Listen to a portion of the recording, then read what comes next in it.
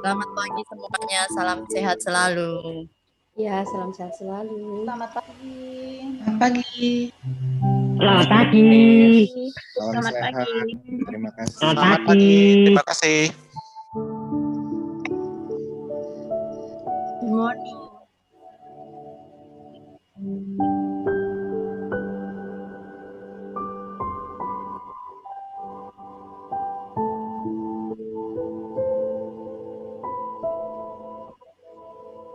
Pagi.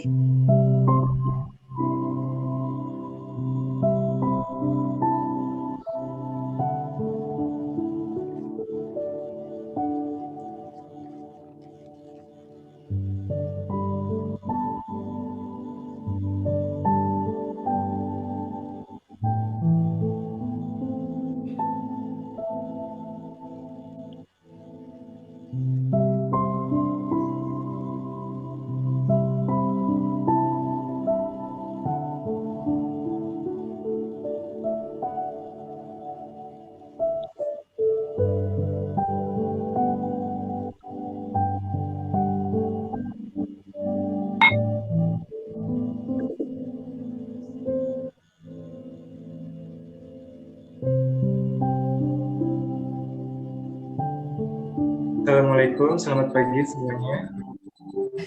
Waalaikumsalam. Selamat pagi, Pak Arif. Ya. Selamat pagi, Bapak Ibu. Waalaikumsalam. Selamat pagi, Pak. Waalaikumsalam Pak Arif. Waalaikumsalam. Selamat pagi, Pak. Well, ladies and Salam gentlemen, may pagi, I Pak. have your attention, please? Our opening ceremony is about to begin, so please have your camera on and please turn off your microphone. Thank you. Once more, ladies and gentlemen, may I have your attention, please? Our opening ceremony is about to begin, so would you please have your camera on and please turn off your computer microphone.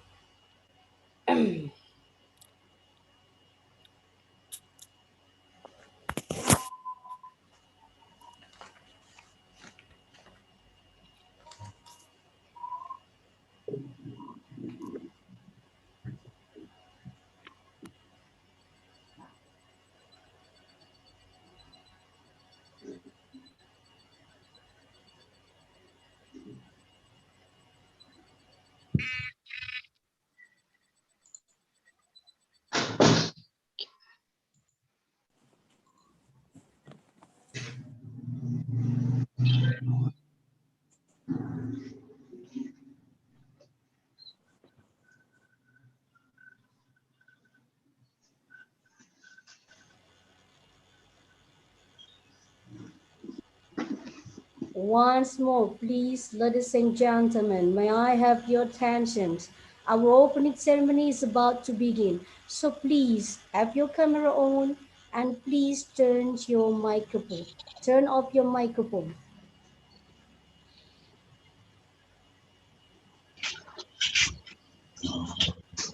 Jangan berisik.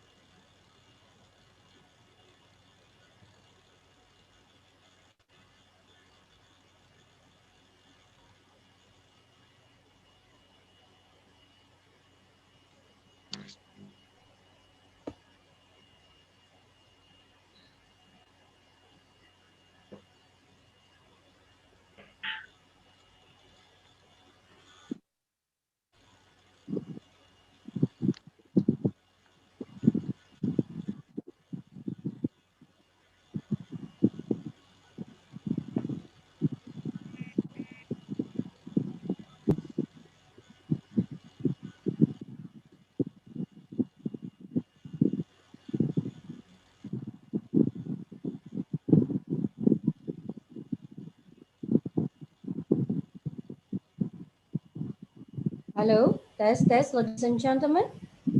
Okay. Okay, once more. Please, may I have your attentions? Our opening ceremony is about to begin. So would you please have your camera on and turn off your microphone?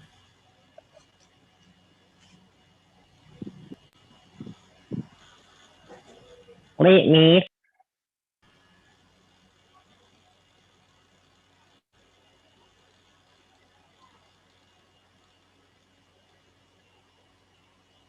Sorry, ma'am. I want to turn on my camera, but there is no option here to turn on. Okay, I don't know it's how okay. to turn on.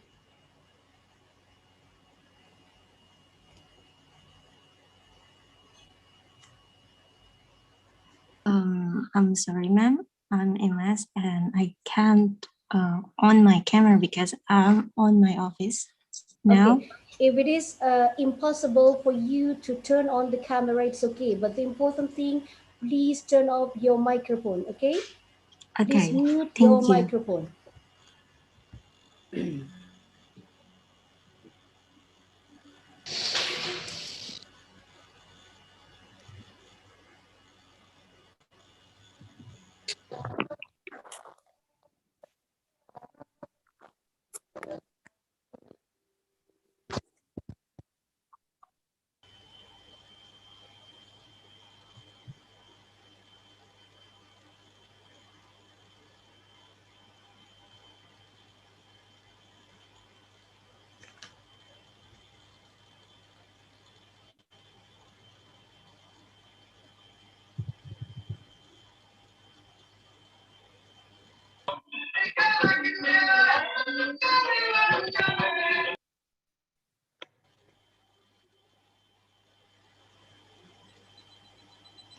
Once more, if it is impossible for you to turn on the camera, it's okay. But the important thing, please turn your microphone off or mute your microphone.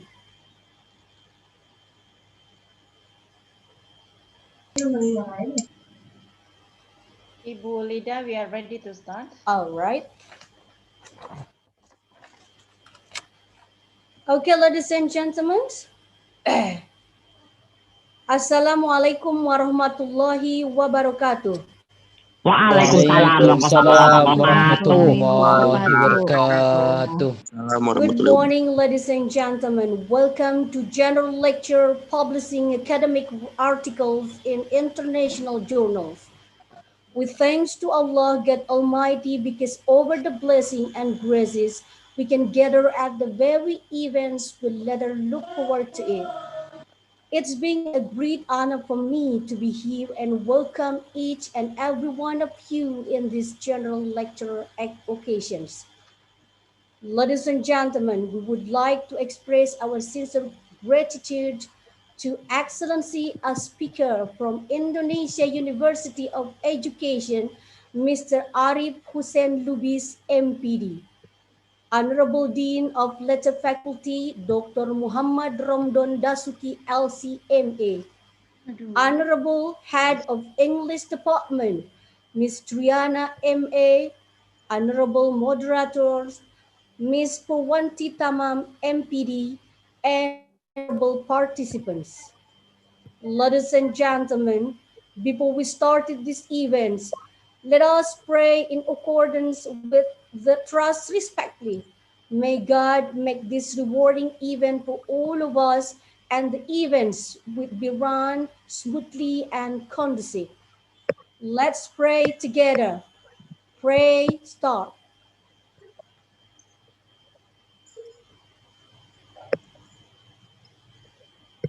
Finish.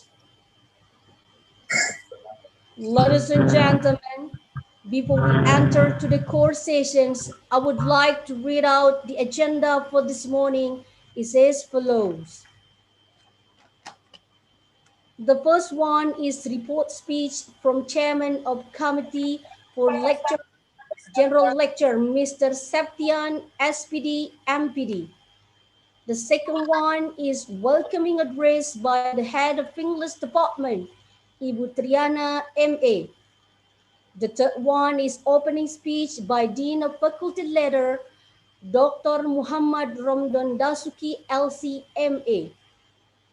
The fourth one is general lecture by Bapak Arif Hussein Lubis, MPD, will be moderated by Ibu Purwanti Tamam, MPD. And the last one is closing.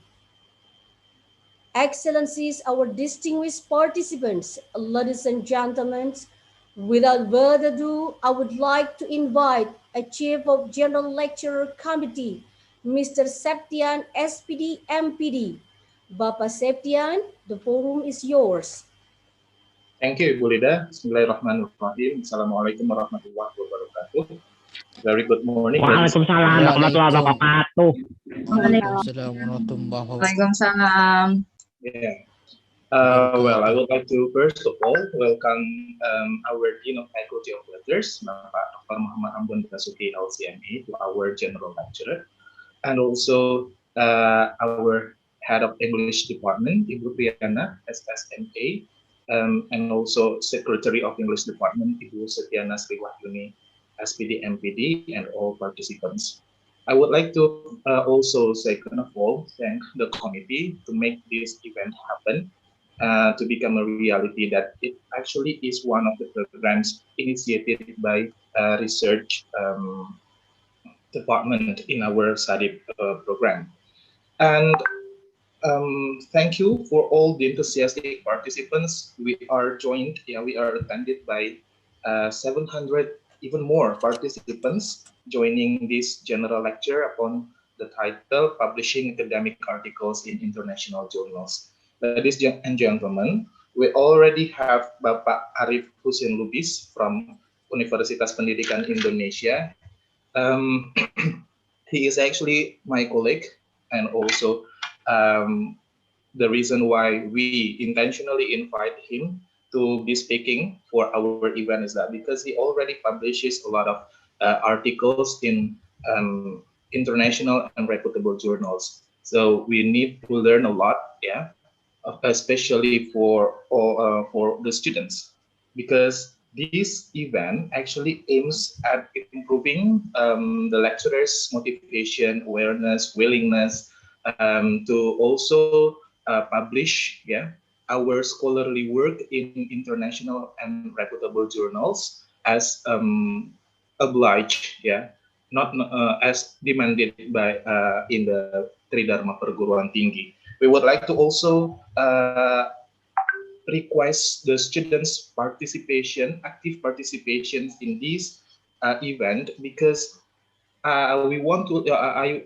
We really encourage you to also know that basically your thesis can also be published, can also be read by all people once you convert it into academic writing, for example. So your thesis does not only end in a library, but it can also be read by all people in an open access journal system. So it is actually prevalent for the upcoming month, for the upcoming semesters, that you need to also produce academic article or journal articles, yeah, from your own thesis. So I hopefully believe that this event is going to be very useful for your own good. So please enjoy the presentation from Bapak Arif Hussein Lubis.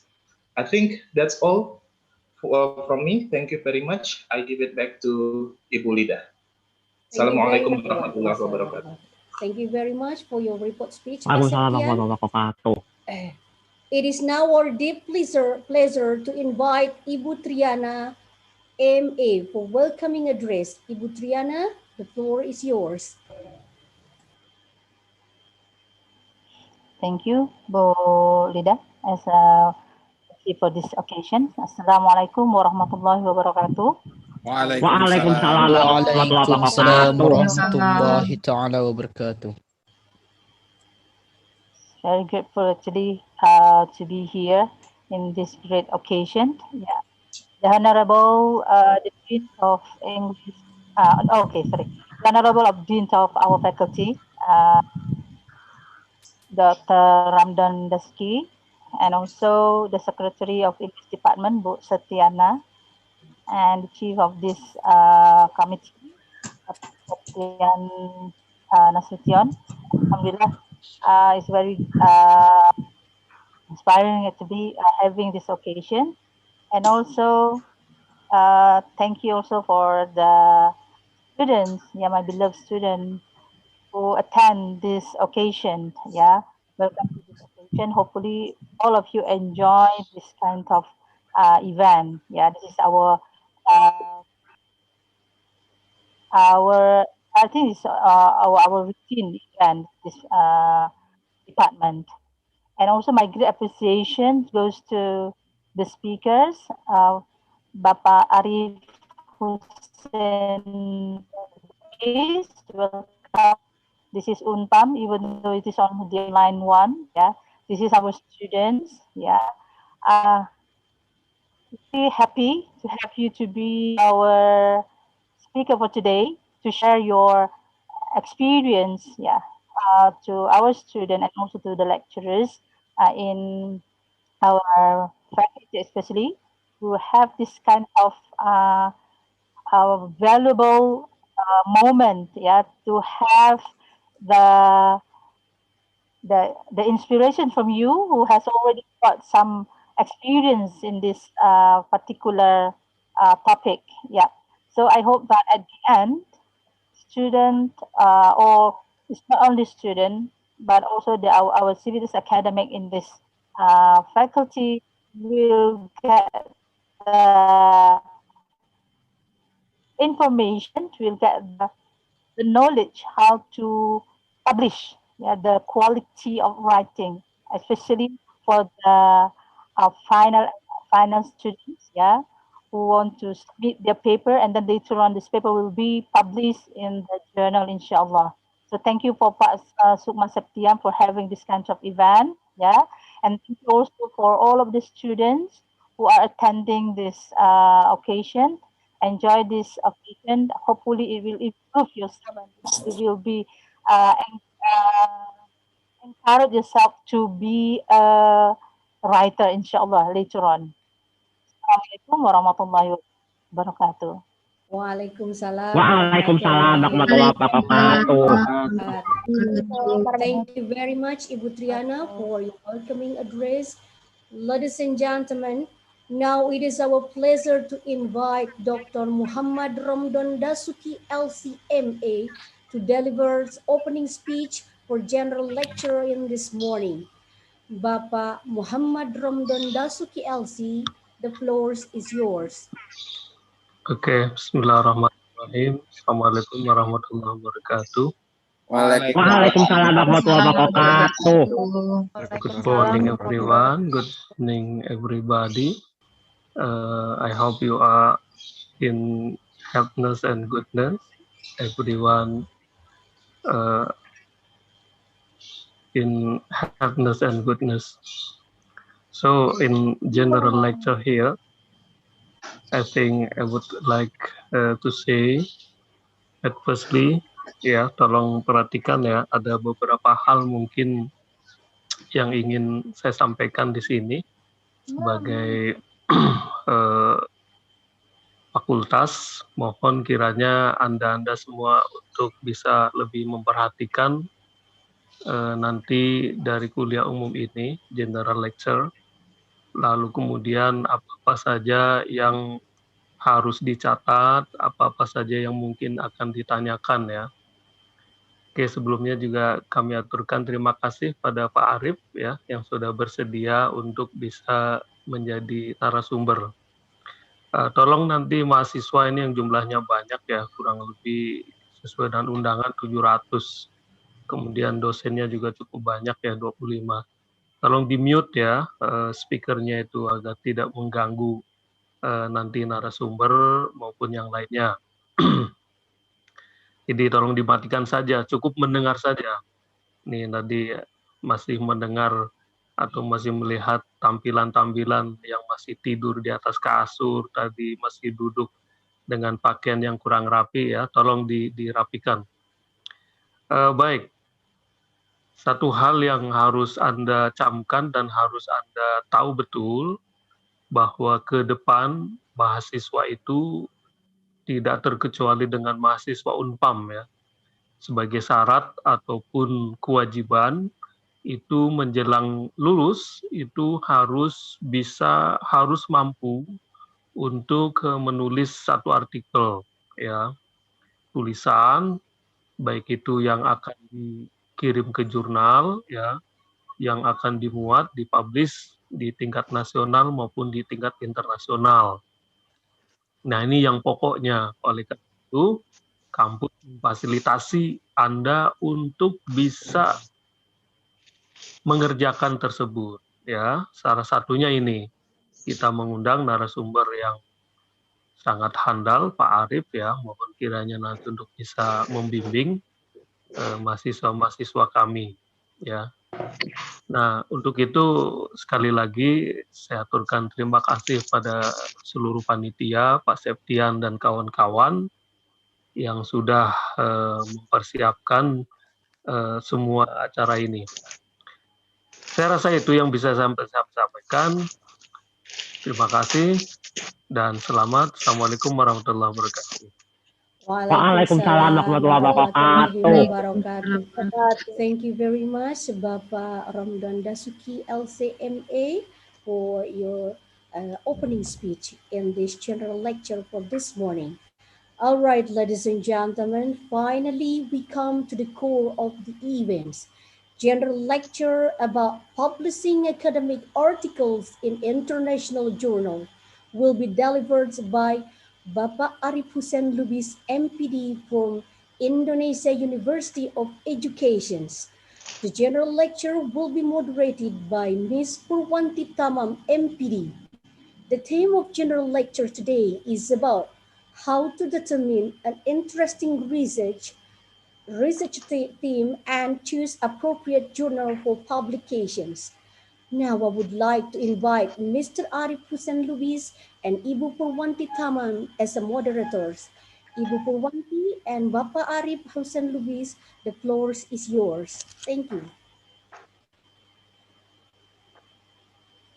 Thank you very much, Ibu Lida. Do you hear me loud and clear, everybody? Yes, ma'am. Yes, ma'am. Thank you. Of course. Good, Thank ma'am. you for having me. Assalamualaikum warahmatullahi wabarakatuh. Alhamdulillah. Waalaikumsalam Waalaikumsalam warahmatullahi warahmatullahi taala wabarakatuh. Bapak Dr. Ramdan Basuki, LCMA, the Dean of Faculty of Letters, Yana of English,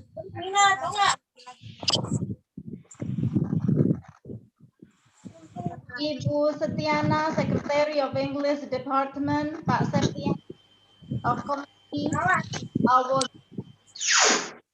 teacher, Bapak Arif Hussein Lubis, MPD from Indonesia University of Education.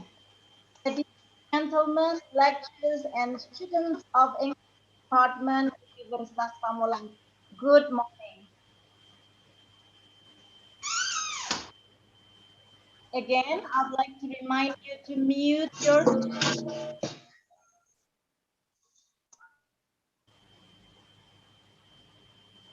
Today, Saturday, 6 March 2021, we are beyond blessed to have been able to see each other here on a joint lecture entitled Publishing Academic Article in International Journal via Zoom meeting and YouTube channel live from 9 noon.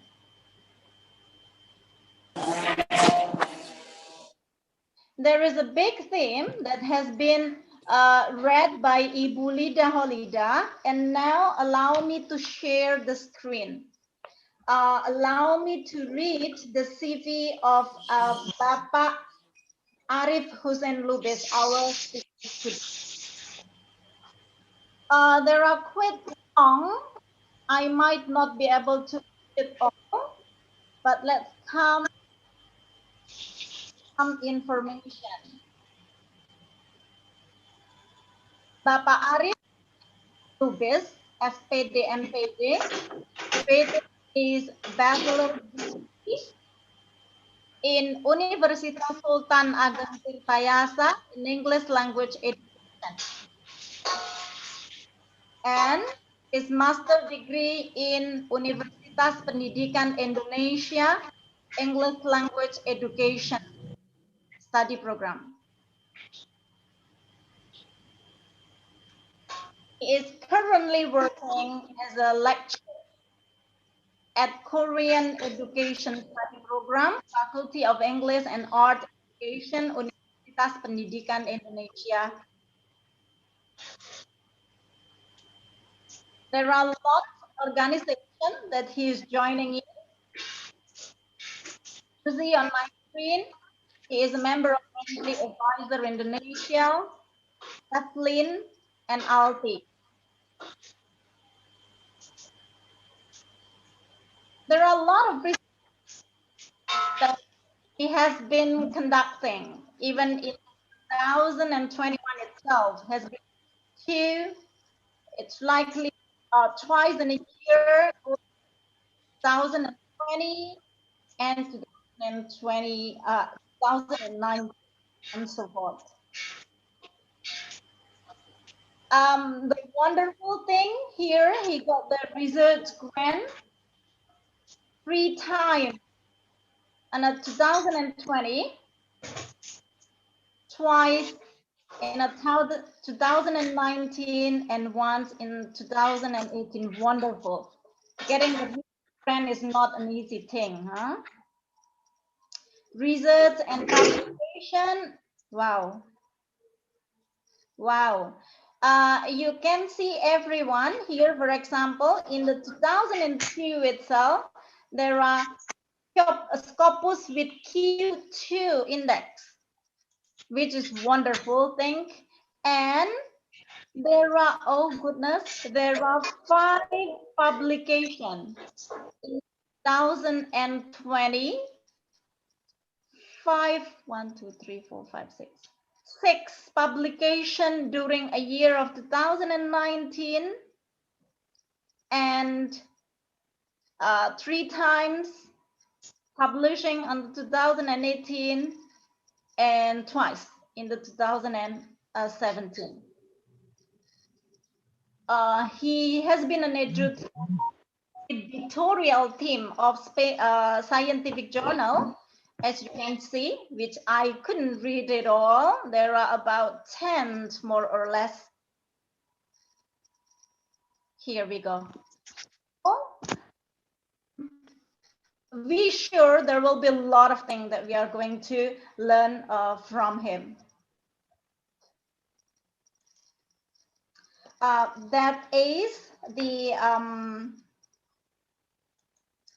CV about Pak Arif, and I am needing a minute to share the material. I hope you see my next screen by now.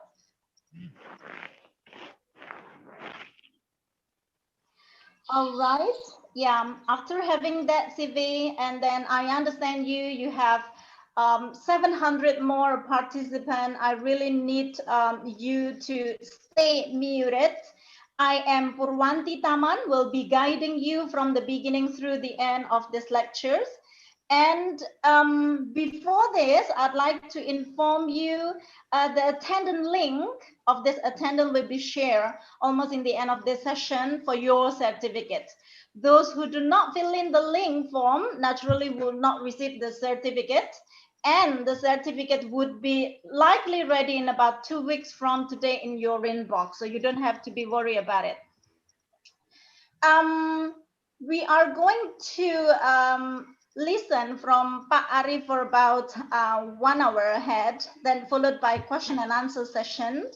Should you have any question, you may directly go and type in the chat box and we are going to sort them out. Okay, without further ado, I'm inviting you to join me welcoming Pak Arif Hussein Lubis MPD. You can have a clap clap on the screen, or you can also type clap clap on the chat box. Pak Arif, the microphone is yours. Okay. Thank you very much, Ibu Lida. Thank you very much, Ibu Ami, for the introduction. And Bismillahirrahmanirrahim. Assalamualaikum warahmatullahi wabarakatuh. Waalaikumsalam warahmatullahi wabarakatuh. Very good morning, everyone, and I hope you are doing well. First of all, let's praise gratitude for the presence of Allah. With His blessing, we can gather even though it is online, and with all its limitations, share knowledge together. And salawat may always be poured out to Nabi Muhammad SAW. Hopefully, we all get his shafa'at. Amin ya rabbal alamin. In this lovely occasion, I also do not forget to personally express my deepest condolences for the passing of the late Mr. Dr. Haji Hidayat MM, as the rector of Pamulang University, who served from 2020 to 2021. Wish all the best for him and for his family. Amin, amin, amin, ya rabbal alamin. Furthermore, the Honorable Pamulang University, Mr. Dr. Muhammad Dasuki MA, the Honorable Head of English Department, Pamulang University, Ms. Triana MA, the Honorable Mr. Sukma Septian Nasution NPD, as the Chairman of the event committee today, along with all committee.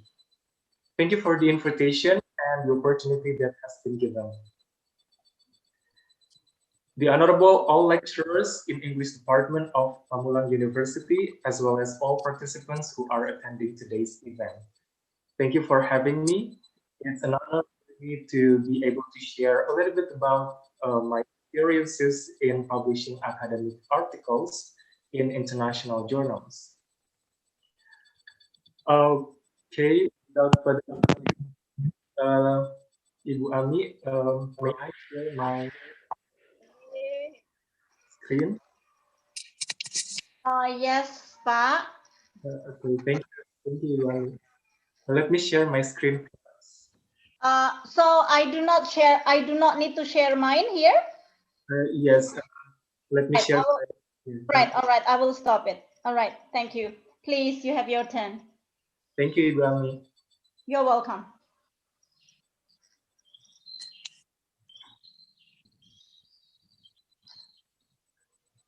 Is it clear enough, Ibu Ami?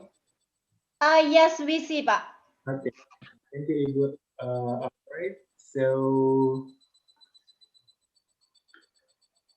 let me wait.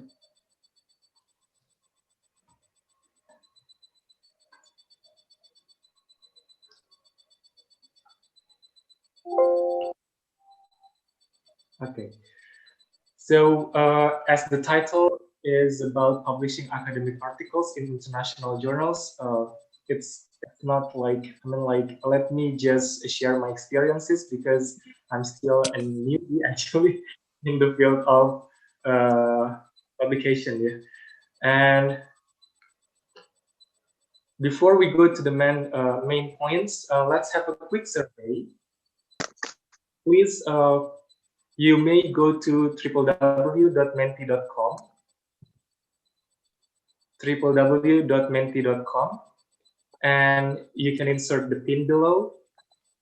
So there is a quick survey regarding international publication. The pin is 4578960.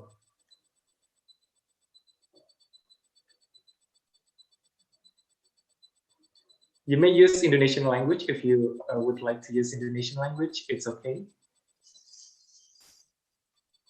7896. Let me repeat the pin. So you may go to www.menti.com and the pin is 4578960.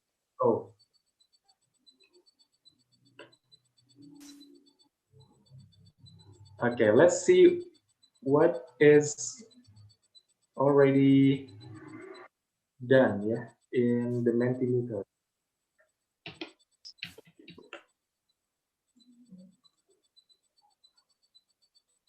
Okay.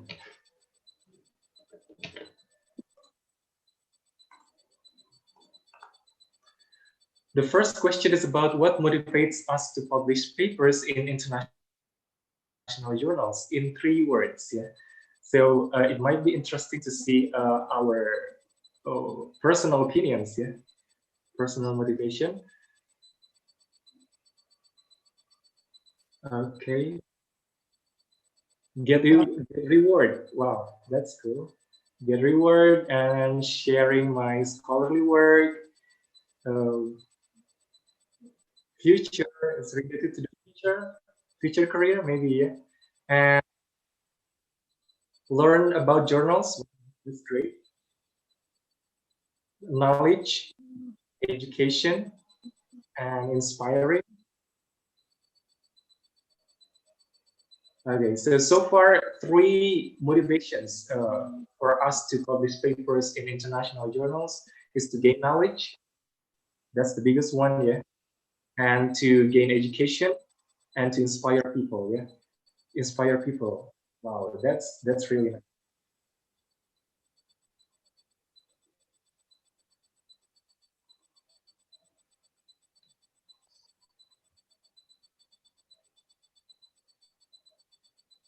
Okay, unfortunately, we will end up in 60. Yeah?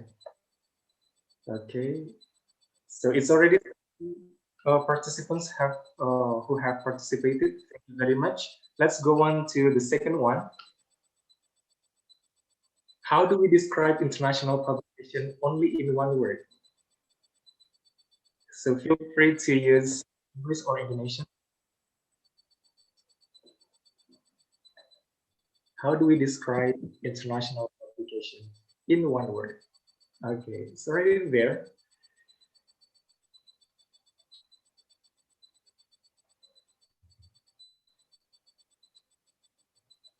Ini amazing. So yeah, amazing. great, cool, but sometimes it's challenging. Yeah? Challenging is bigger than the amazing, which is really cool. Interesting. Wow. Some of them said it's interesting. Superb. Superb. Education for all. Go beyond. Go beyond. What does it mean by go beyond? And motivational. Yeah. Motivational as well. Prestige. Prestige is all about. Yeah. Okay.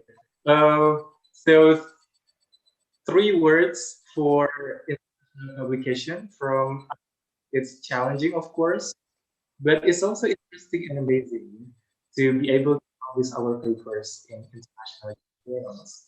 So thank you very much. It's already 95 participants. Okay. Okay. That's a quick survey. Thank you very much for all of you who have participated in this quick survey. Now let me go back to the slides. So that's a very good insight from us. Thank you very much again. Next, if we look at this picture, maybe you have familiar with this picture. Yeah? So international publication or publication in international is not an easy thing. We agree with that, but it's not impossible. To get the paper accepted and published in the international journals, of course, is challenging, but we can do that actually. So through this general lecture, let me share a little bit about my experiences. So to be able to publish, yeah, or prepare the best papers, yeah, our best papers to be published in the journals. So this is the outline of my presentation today. I'm going to talk about my journey a little bit, yeah, a little bit about my journey in scholarly publication. And we are going to the main lessons and points regarding academic writing, especially writing for scholarly publication, and how to plan and execute the research, and what are the considerations in the writing process, from the pre-writing to the post-writing process. And regarding the selection of the journal, we're going to have a little bit about submission, yeah, and revision process. And the last but not least is concluding remarks. So let me share a little bit about my journey in scholarly publication. At first, before I entered my master's degree, I had no knowledge at all, yeah, about publication. What is publication? Yeah, that's a strange thing for me, and I was not motivated to write in academic settings. I was not really accustomed to academic writing, and the first motivation is actually from my lecturer. My lecturer said that I was potential in writing, especially academic writing. So that's really motivating, yeah, for me to keep improving my academic writing skills. Since then, I was firm enough to set my goal to be a lecturer. So since then as well, I became more engaged in academic writing, because I believe that academic writing is really beneficial and useful for me to be able to be a lecturer later. In the second stage, okay, before and during my master's degree, in between 2016 and 2018, I was introduced by my lecturers to research up. In the University of Education, most of the courses, most of the courses require the students to to write final papers. So, for example, EFL methodology course, we have to write a paper, we have to compose a final paper, a research article for publication. So that's really hard at the time because at first I felt really shocked, yeah, because I was not really get into academic writing and research article writing. So my first publication in a non-index journal in 2017, I was, like I made myself brave enough to publish a paper in a non-index journal. Since then, I was becoming more active in joining international conferences to get some knowledge, some insights from experts, and it's really useful for me to be able to write more papers for publications. Of course, during this stage, I got rejections from many international reputable journals. Of course, I couldn't count it, how many rejections I have deal with. The third stage is, so after my graduation from Indonesia University of Education, I became more reflective, and I believe that my reading habits was changing at the time. So the habituation to read the papers is changed as well, from just reading the papers to critical reading. I do not only read the papers but also review the papers for each part of the paper. I was also becoming more engaged in international and reputable publications, and of course with the guidance from my supervisors, academic supervisors and thesis supervisors. Collaborations as well. I was more engaged in collaborations, academic collaborations with my colleagues and with my friends. So that's a little bit about my journey. Thank you very much for listening. Okay, let's jump to the main things. First, what is academic discourse? We need to understand the academic discourse first before we go to the publication things. According to Highland 2009, academic discourse refers to complex social activities involving ways of thinking and using language in the academy. So I put a highlight in red color for some words. So within this complex social activities, there are the academicians, and the academic members, and they have social roles and relationships. For example, lecturers and lecturers, students and lecturers, and so on and so forth. And all these social activities in the academy are aimed to sustain the universities, the disciplines, and the creation of knowledge itself. So if we are in the university, so we are part of the academic discourse. How many types of academic discourse itself? So first, there is research discourses involving research articles, conferences, scientific letters. And the second one is instructional discourses regarding the pedagogy and teaching, like lectures, seminars, textbooks. And the third one is related to the students, students writing, like literacy, undergraduate and postgraduate genres, such as essay writing, and so on and so forth. And the fourth one is popular discourses, like science, science, popular science books, or journalism. But we're going to deal with this, the first type of discourse. If there is academic discourse, there is academic discourse community. So we are part of the academic discourse community. What is academic discourse community? It's a group of people communicating with one another with common goals and interests. So if we are part of the university, we have to know the common goals and interests among the people. What are the goals and interests?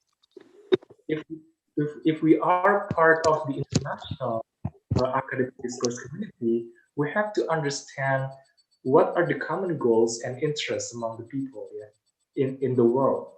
So local, national, and international discourse communities differ each. So it's also about understanding the genre conventions, the writing conventions among the people. How is the common conventions of writing articles if we are part of the international discourse community? So, and academic discourse itself related to academic writing. So the concept of academic writing, according to Bailey 2011, is an academic activity aimed to report on a piece of research. So if we conduct research, so we can report the research through academic writing. Yeah. It is aimed to answer a question as well. If we have questions regarding something, so we can do academic writing to answer the question. If we want to discuss a subject, it's also related to academic writing and put some of our points of view. Yeah. And it's also related to the synthesizing. Yeah. Synthesize research done by others, like reviewing previous works. Yeah. Of all types of academic writing, because there are so many types of academic writing, we are going to deal with writing for scholarly publication. There is a characteristics actually which might differ from other types of academic writing. If we can see on this axis, the x-axis is informational, and the y-axis is specialized audience. So research articles, if we can see, the position of research articles here is on the very right, on the very right x-axis, and at the very top y-axis. So basically, to write a research article, it should be informational, should be details, should be informative for the readers, and it is aimed to specialized audience. It is addressed to specialized audience. We cannot just put research articles in our living room. No one would read the papers, right?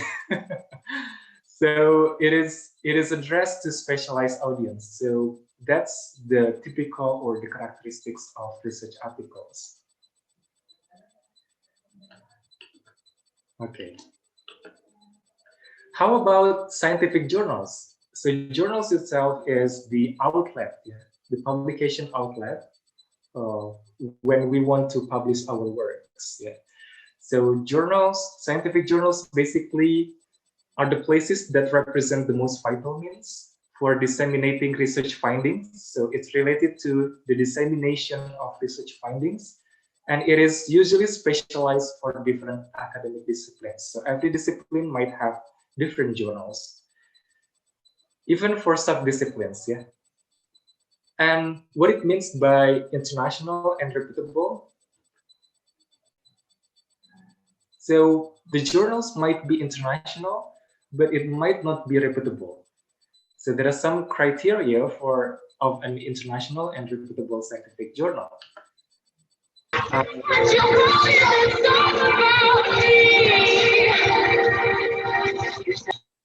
Okay, I adopted some points from Dikti, PHK Dikti.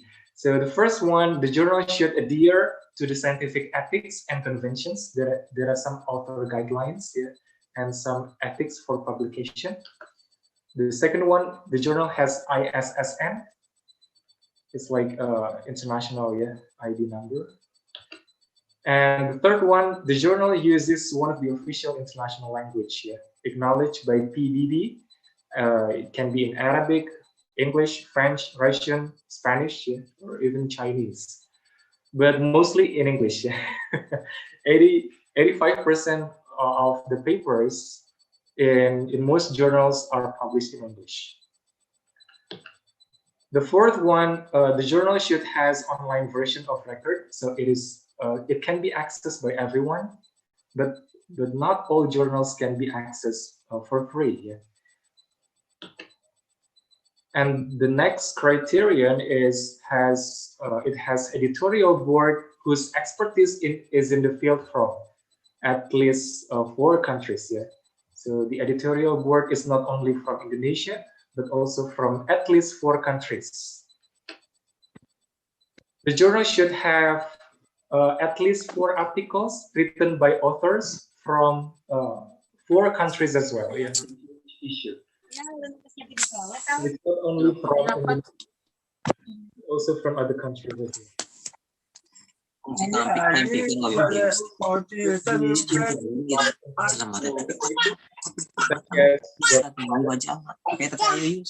For the most common one, Scopus or Microsoft. The last but not least, the characteristic of a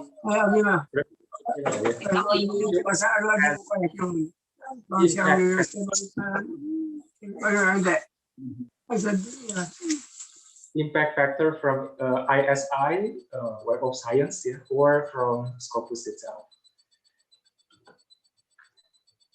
Next, so what are the types of publication that we might be considered, yeah, when we want to publish our papers in scientific journals? So the most common one is original research articles, of course. Yeah, most of us may have been familiar with this. So this is research-based, of course, typically around 6,000 to 8,000 words. Some journals may allow the writers to have up to 10,000 words, yeah, if I'm not mistaken. But it's not common, yeah. Mostly 8,000 words. And there are also reviews papers, yeah, review papers. It could be book review. If we want to review a book, it could be like scientific, not scientific, yeah, systematic review of previous research. Could be also meta-analysis. It's mostly about quantitative results, yeah, meta-analysis.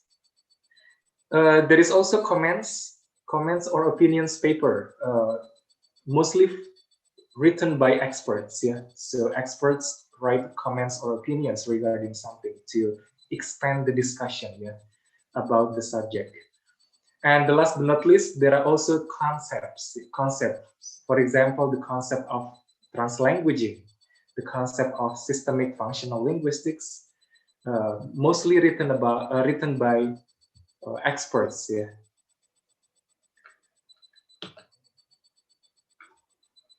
So that's the background of our general lecture today, academic discourse community, and it might influence, yeah, our mindset or our thinking about academic writing, especially writing for scholarly publication. So let's jump to the second point. Yeah, the second main point is about planning and executing the research. To plan to conduct research, there are some considerations. The first stage, we need to define interests and purposes. Yeah, so to get interesting topic or a research theme, we need to define what are our interests and what is the purpose of our writing. What is the purpose of our research? Yeah. Why do we want to research? Why do we want to conduct research? So what is the purpose? And what motivates us? Yeah. It could be motivation as well. The second stage, we are going on to the review part. Yeah. We have to review the literature relevant to our research topic. If we have determined our interest, there might be some research topics that are available for us here. And we have to choose one of the topics here that we want to research. After determining the research topic, we have to review the literature relevant to the research topic. And the next stage is developing a researchable question.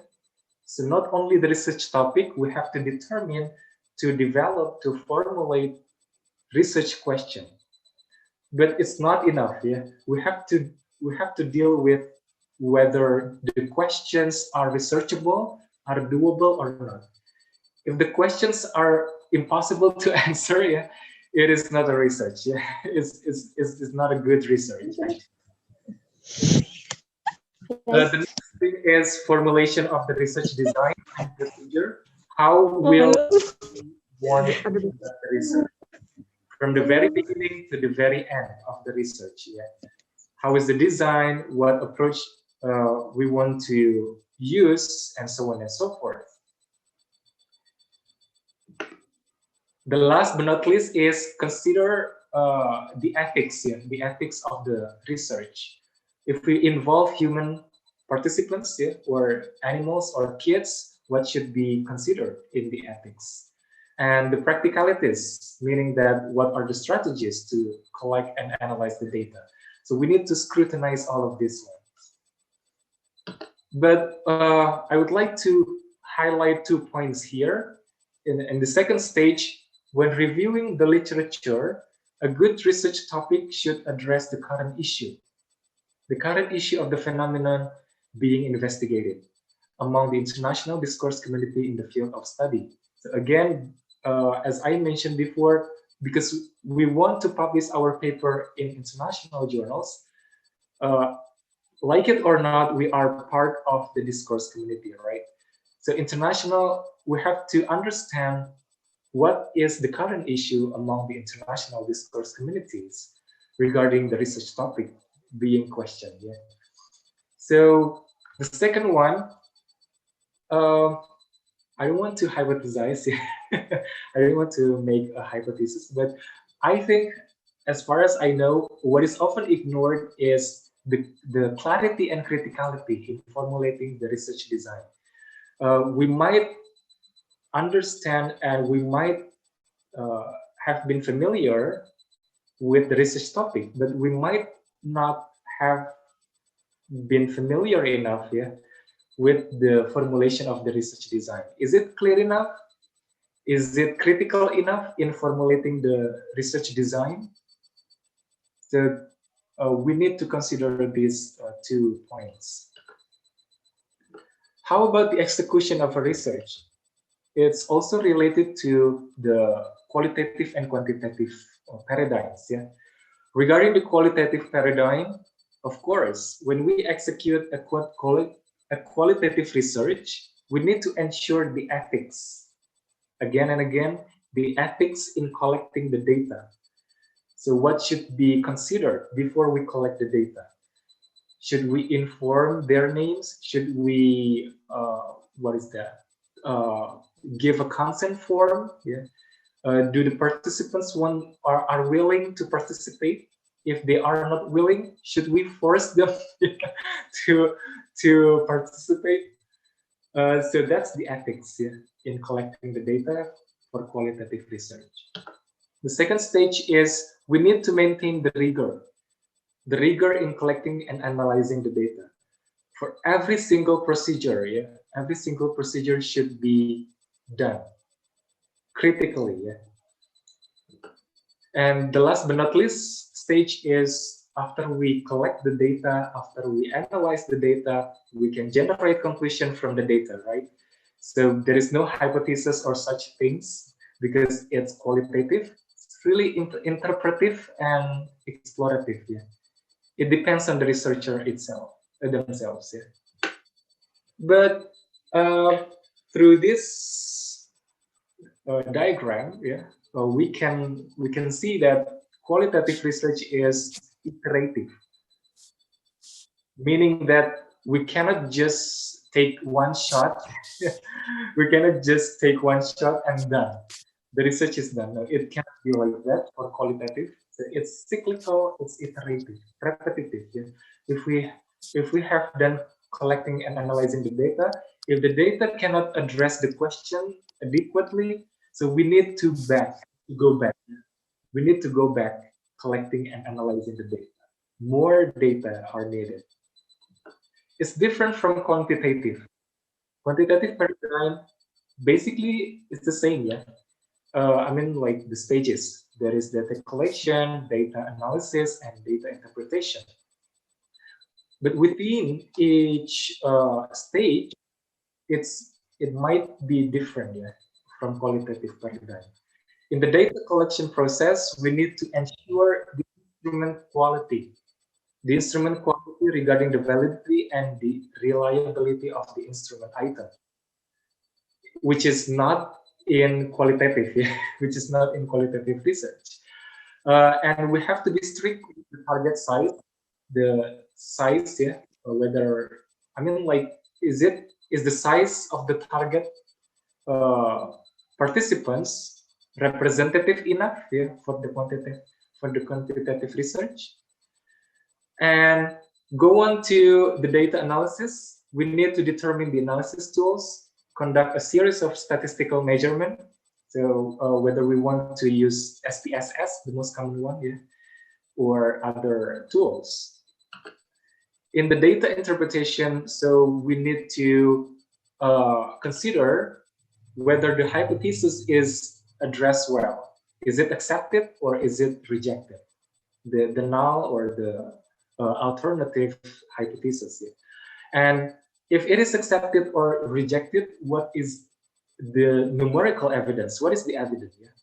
By giving the numbers and figures. So this is the execution of research. Yeah? It highly depends on the research paradigm that we use, whether we want to use qualitative or quantitative. Okay, let's go on to the writing process. Yeah? That's about the planning and execution of the research. After we conducted the research, of course, we have to write it, right? We cannot publish the paper without writing the paper, right? So what are the considerations in each stage? Let's have a look at the first stage, pre-writing stage. A to-do list, the first one, we have to search for the target journal. So before writing the paper, we have to know where this paper might be suitable for which journal. Yeah, so we have to set the target. We have to set the target journal. We have to search for it. For example, if we want to publish our paper in international journals, which one?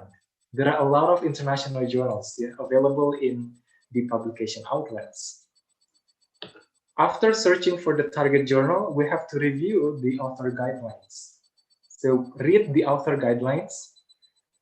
The author guidelines will guide, as it is the name, will guide us to write the paper. So do not write the paper first, but read the author guidelines first. Read carefully. Next, get accustomed with the current template. So we can download some latest articles. I can guarantee that every international journal has latest articles. Yeah, the most current one. Yeah, the most current one. So we can see the template from those published articles. We can see the genre conventions, as you can see on the picture. Yeah, from the title to the acknowledgement, how it is rhetorically composed. Yeah. And we can also review the linguistic features, and we have to bear in mind the references as well. Yeah? References are also important. I think my personal suggestion is that never ever cite papers published in questionable journals or predatory journals, even if it is relevant to our research topic. Yeah, because there are a lot of questionable journals. Yeah? There are a lot of questionable and predatory journals. So never ever cite papers from those journals. International journals, the editorial board, the editors will read every single word, yeah? Even to the references. If they identify some papers cited from questionable journals or even predatory journals, Yeah, unfortunately, it will be rejected. The worst case, yeah, the worst case. The last but not least, enrich the knowledge from practical books about writing for scholarly publication. There are some recommended books, as you can see uh, on this slide. Yeah, writing for academic journals by Rowan Murray, and English for writing research papers, second edition by Adrian Walworth, and English in Today's Research World, a writing guide by John M. Swalls, a prominent linguist in genre analysis, and Christine B. Feig. Yeah. So these are some of the books. There are a lot of books about writing for scholarly publication, but I think it's recommended enough. Yeah. Okay, let's have a look at, I have two examples here of references. Two examples of references here. The first example is about real object media to improve students' vocabulary skills. Let's have a look on this.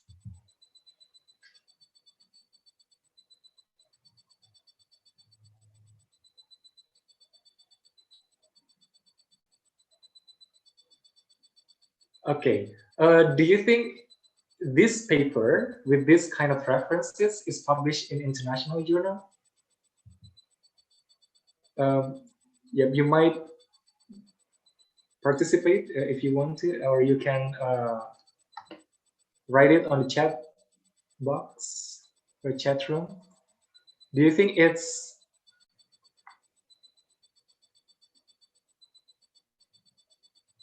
possible? Yeah, it's possible enough to be able to be published in international journal with this kind of references?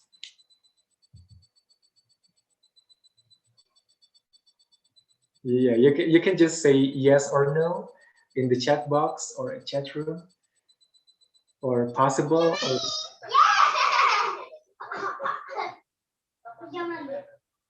Okay, so have a look at this one. I have underlined some of the references cited. Yeah, instructional media mostly from books. Yeah, not from journal articles. Yeah, smart vocabulary, description of vocabulary, Cambridge.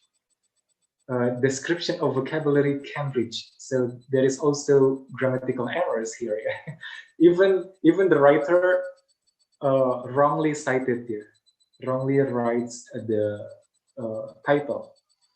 Teaching vocabulary, and some of them are from repository or from websites, yeah, not from journal articles. How about the second one? The topic is about training student reviewers toward quality writing. Have a look at this.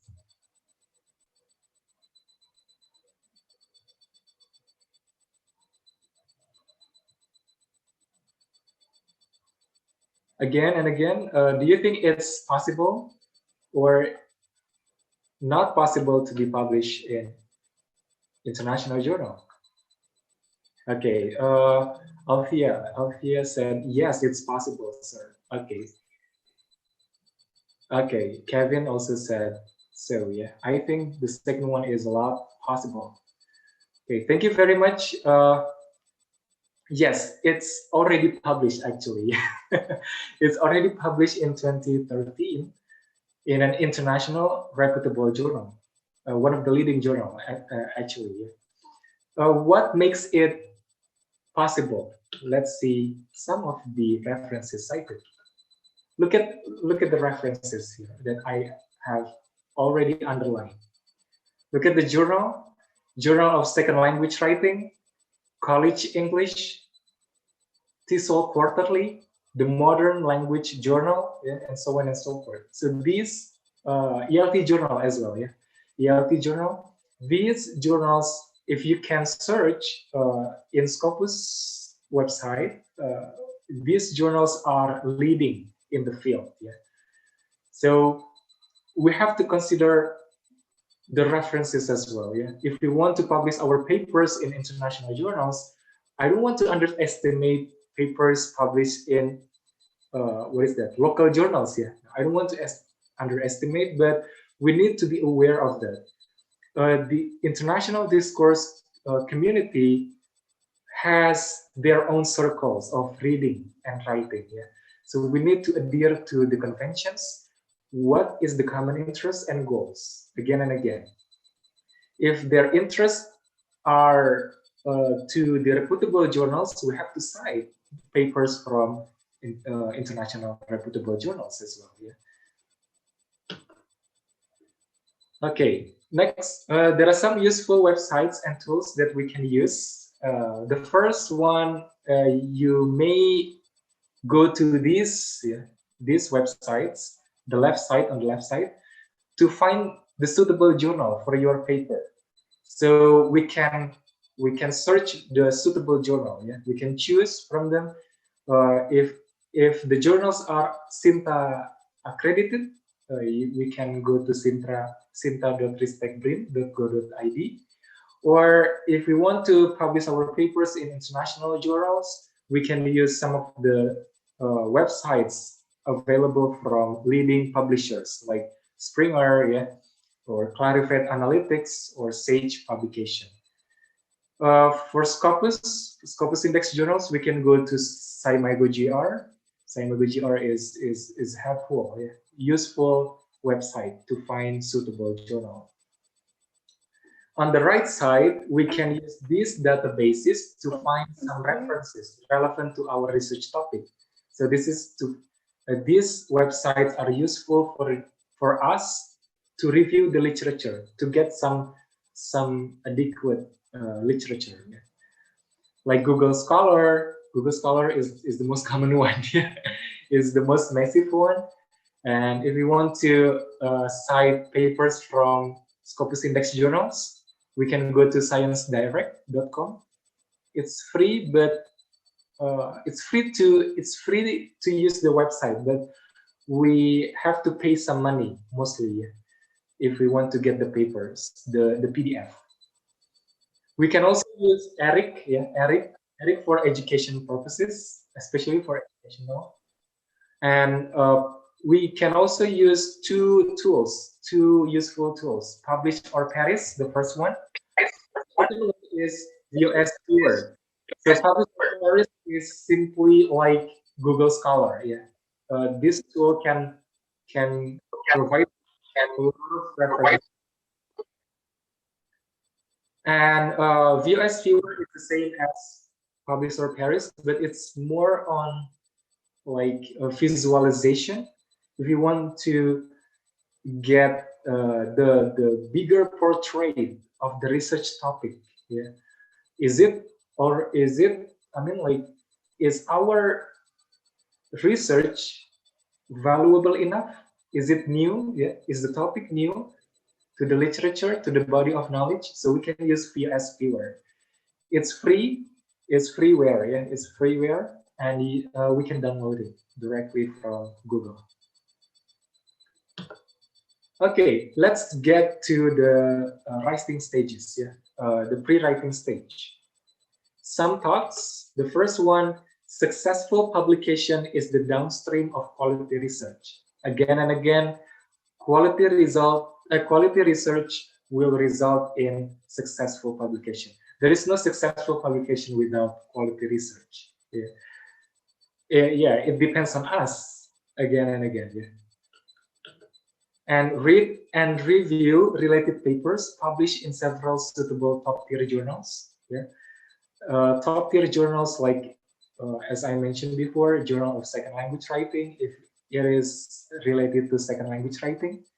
If it is related to language and linguistics, we can cite papers from modern language journals or applied linguistics, if it is related to applied linguistics. Have reflection, of the review results. When we reflect on the review results, we have to take notes the new idea or the strategy used by the writers to present every single part in the paper. How the writers rhetorically inform the introduction, for example, inform the method, the results until the conclusion part. And again, link the reflection to our own research results. After we conducted the research, we have to reflect and compare the model text with our research results. Do the research results in our study adequate enough, and satisfy enough? Is there something missing? So we have to ensure that. This is the matrix that I often use. I still use this matrix to review previous research. So what should be reviewed? The first one, what are the research variables of the research? And what are the research questions? How many questions in the paper? And what research approach is used, whether qualitative, quantitative, or mixed? Could be mixed. In what context is the research conducted? Is it in the local context, national, province-wide, and so on and so forth? Is it in the private university or public university? How about the settings? It's all about the settings. How many participants or research objects involved? If the research involves human participants, how many? If the research involves research objects, like if we want to analyze some text, some text or some videos, films, and so on and so forth, how many? How many in the previous research?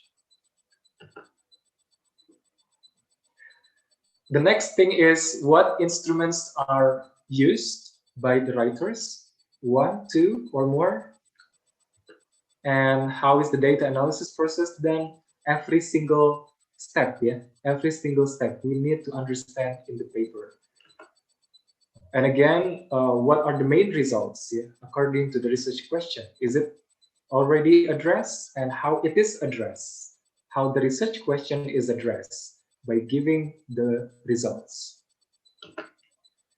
The next one is, what contributions does the study give to the body of knowledge? I can guarantee that most papers published in international journals literally mention, explicitly mention the contributions in their papers.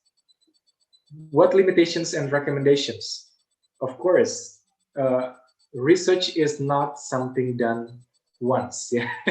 There is always limitations of the research, and there is always recommendations articulated in the paper to address the limitation. So we can reflect on the limitations and recommendations from previous research to get some insights for our research, to get some insights to formulate the research topic so that the research topic is interesting and up to date. Next, Will's writing stage. We're going to have a look at each part. So be patient. Okay, from the title first, what should be considered? We need to ensure whether it is clear and concise enough, whether the title is clear and concise. It's not lengthy. It's not lengthy. It should be concise but clear. Not ambiguous. Is it representative? Are the variables stated in the title, represented in the title?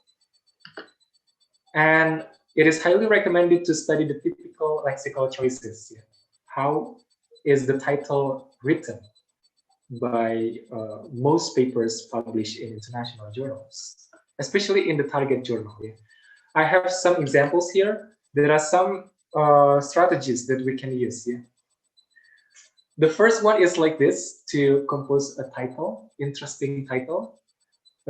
Constructional idioms of insanity in English and Spanish, a corpus-based study.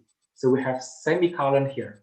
There is the main one, the main title and the subtitle.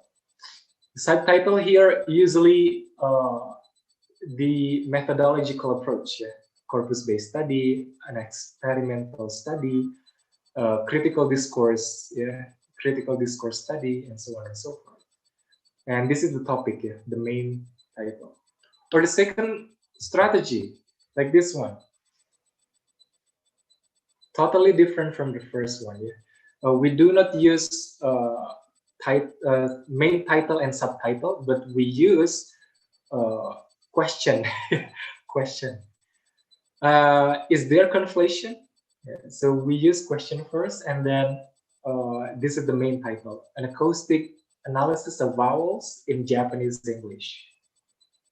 Or the third one, this is the third strategy here is getting more popular, yeah, among writers in international journals. So we put some single quotation, yeah, single quotation mark,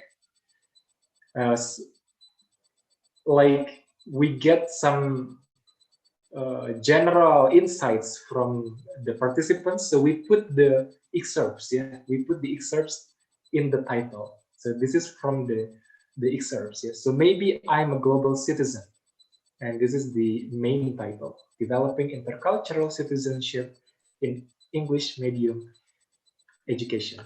Or the fourth one, Hong Kong English, semicolon, attitudes, identity, and use. Done. Yeah. Okay. This is really concise and clear. Yeah, it's clear. It's already clear. So the variables are attitudes, identity, and use. It's clear enough, right? And it's concise, not lengthy. What is it about Hong Kong English? So it's only 1, 2, 3, 4, 5, 6, and 7 in 7 words. It's clear and concise. Okay, it depends on us, yeah, whether we want to use the first one, the second one, the third one, or the fourth one. How about the abstract? So these are the moves. I can say the move. Yeah. Move is like the patterns, yeah, the patterns of information that should be given. What information should be given in the abstract part? Basically, there are 5 moves: from introduction, purpose, method, results or findings, to conclusion part. But basically, most abstracts in international journals should have purpose, method, and results. Yeah. Purpose, method, and results. Abbreviated into PMR. Yeah. PMR. What should be considered in the introduction? Topic significance. What is the significance of the research topic? How, like, what is already known, yeah, from previous research, and what is not known. Yeah, what is not known yet. So that's the gap from the previous research. So that gap is used for us to state the objective of our research. So that's the novelty, yeah?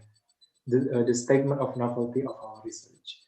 After purpose, we have to be direct, yeah? To be direct enough to state the design, the subjects, the instruments, and the procedure, especially the analysis procedure, yeah? Data analysis procedure. But be careful with the abstract word limit, because mostly only around 200 to 250 words, yeah, not more than 250. So we need to be really clear but concise.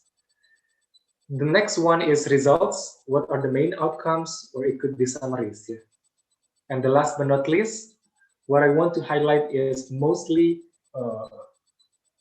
interpretation of the results should be included, and along with the recommendations, yeah, recommendations for future research in the abstract. How about the introduction? Let's go on to the introduction part. And sometimes some journals require us to just blend, yeah, just embed the literature review with the introduction part. We need to ensure whether the introduction is clear regarding what is already known about this topic. Yeah, what is already known? Is it available? Is the information available in the introduction? And the second one is the research question clearly outlined, and stated. And the third one is the research question justified given what is already known about? Okay, so this is the typical moves of writing introduction part.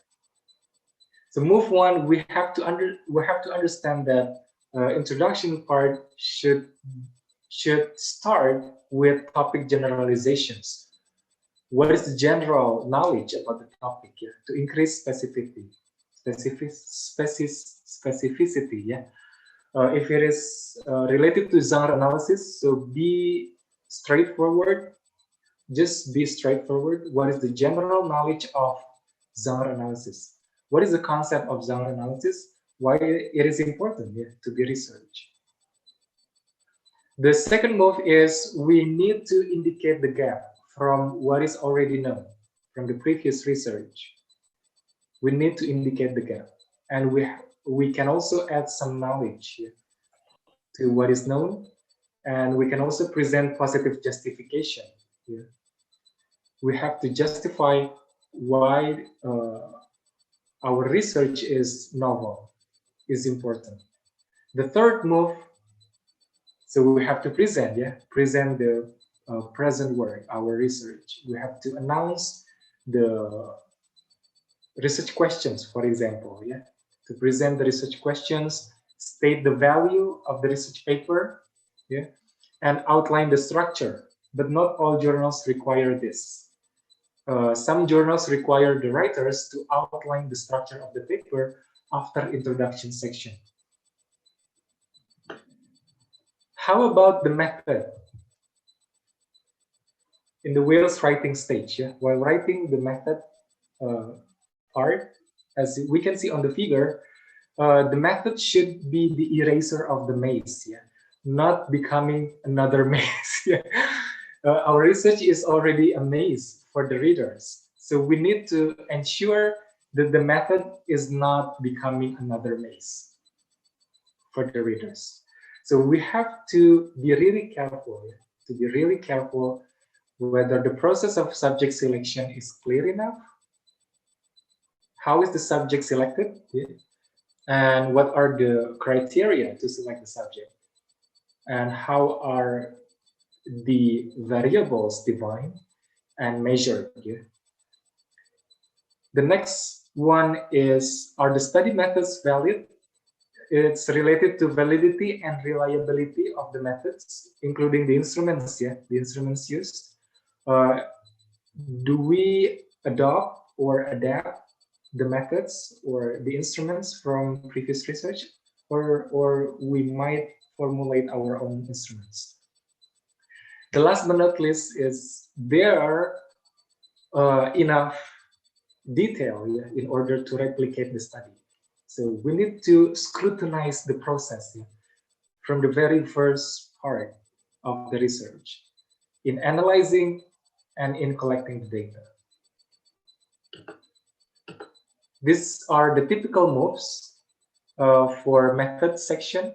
So move one, we need to clarify the context of our study by referencing previous works, previous relevant works, and we can provide general information regarding the study, identify the methodological approach, whether we want to use qualitative or quantitative, and do not forget to describe the subjects, how many, how they are selected, and what are the characteristics of the subjects. And the last but not least is we have to make rationales in every decision we make during the research. If you want to involve human participants, why human participants? And if you want to what is that? To involve some specific people, why those people? Why not these people? So we have to make rationales. In other words, reasons, the reasons for every decision. Going on to move to this, we have to describe the study. How do we acquire data? How we delineate the procedure of collecting and analyzing in collecting the data. Yeah, in collecting the data. We also have to describe the tools or instruments used, how many instruments, what are they, and how they are formulated. And again and again, rationalizing decisions, why we want to use those instruments. Why those instruments? Why not these instruments? Yeah? We need to make arguments. Yeah? And reporting incrementals. Incrementals is, if I'm not mistaken, are related to details, yeah? More details that add value to the method section. The last but not least move, establishing credibility. It is also important and mostly ignored as far as I know. Yeah, preparing how the data was prepared. Yeah, before we analyze the data, how the data were prepared before analysis process, and how were the data analysis processes. Yeah, I mean the stages, the steps to analyze the data, scrutinize it. Yeah, it's okay to scrutinize it. It's important. It's crucial for us to scrutinize the process again and again. Every process that we take, yeah, needs rationales, needs reasons. Why this step? Why those steps? Yeah. How about the results or findings in discussion? So while writing the results or findings and discussion, we have to ensure that the data are presented in an appropriate way, including the tables. Yeah, if there is a table, figure, categories, be strict with this. Yeah. Does the text in the results add to the data, or is it repetitive? Sometimes ignored by us. Yeah. For example, we have already inserted a table, for example, and the paragraph following the table only repeats what is already presented in the table. Yeah? So it's not adding the value, adding the data. Yeah? So the paragraph should not be repetitive from the tables. The next one is it clear enough about the statistical measurement if it is about quantitative? Is it clear enough about the practical results, every step that we made during the process of analyzing the data, for example? And are the results discussed from multiple angles, which means that do we involve or do we compare the data, the results, with previous research? Yeah. So there should be comparison between the research results of our study with the research results in previous works. The last but not least is there any justification for the expected or unexpected results? Justifications means that we have to clarify more. We have to, what is that? Make reasons, make arguments, give reasons, and so on and so forth. Why the results are like this, not like that? Yeah, for example, like this. Another example is like when we compare our research results with previous research results, if there is similarity, why the results are similar? If there is dissimilarity or differences, why it's different? This is the typical moves to write results or findings and discussion section. So we begin with background information. We need to restate the research purpose, the research questions, restate the research question, and prepare the sequence, how the data is presented sequentially, yeah, what is presented first and the next. And we also have to restate the data collection and analysis procedure, so the readers do not have to go back to the method section if they want to know. Move 2 is the report part, yeah, reporting results. I don't think it's I don't think it's difficult enough to write this one, yeah, for us. And the third move is summarizing results. After reporting the results, we have to summarize the results. And after summarizing the results, we have to make comments on the results. Make comments here dealing with the discussion part. Yeah. In the discussion part, we have to interpret the results. The interpretation of the results should be compared with the previous literature or research. And we also have to give some reasons why it's similar, why it's different. And the last but not least, we have to evaluate the results. Is it valuable? Is the results adding something new? Yeah, and so on and so forth. The last but not least is conclusion part. The end part, the ending part of a story. We have to ensure that the conclusions part answer the aims of the study. Do the conclusions answer the aims of the study again and again? Do the conclusions answer the research questions? If there are 2 questions, are they addressed adequately or not? Yeah. And what are the references or results supporting the claim? Yeah? The claim of the first one. And the third point is: are the limitations of the study fatal, or is just minor limitation? Yeah. So do not. I think the tip is do not overstate. Yeah. Overstate the limitations. It's not good for us to publish a paper in international journal. Of course, we have limitations in our research, but do not state it overly. And again, are they opportunities to inform future research? Excuse me, interruption, Pak Arif. Your time is 10 minutes left. Okay, thank you, Ms. Ami. So this is the moves, yeah. From move 1, reviewing the present study, evaluating present study, and promoting future study. Okay, I'm going to skip this one. Let's go on to the post writing, yeah. Okay, in the post writing stage, what should be done?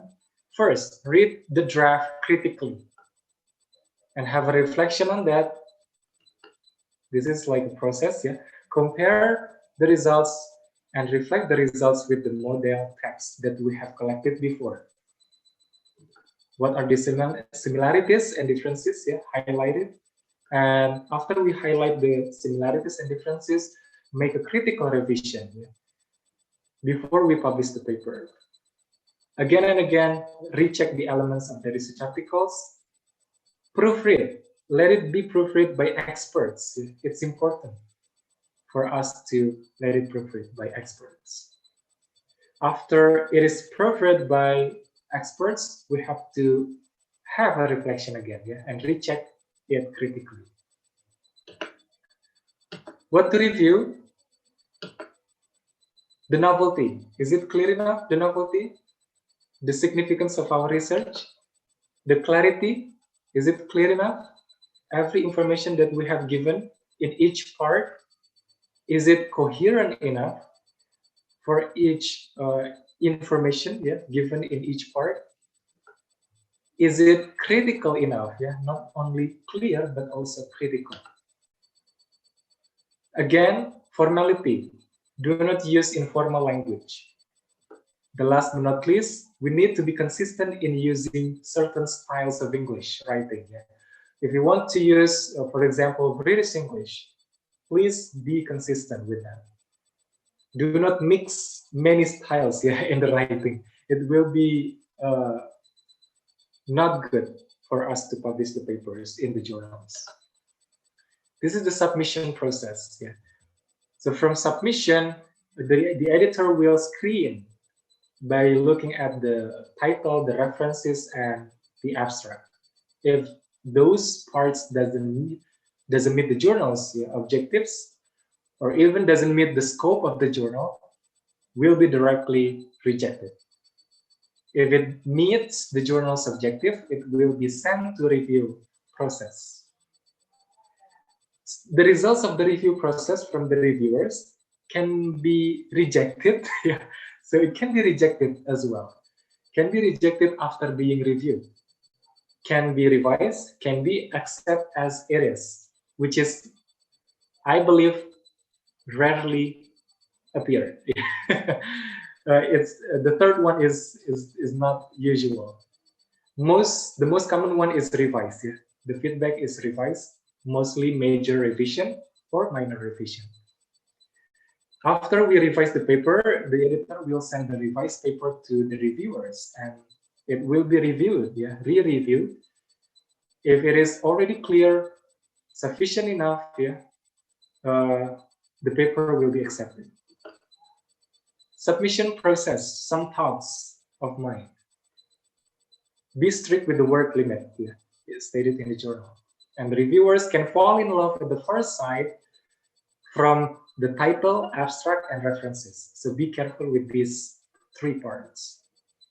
Again and again, clarity, novelty, and rigor are important over perfect grammar and native-like writing styles.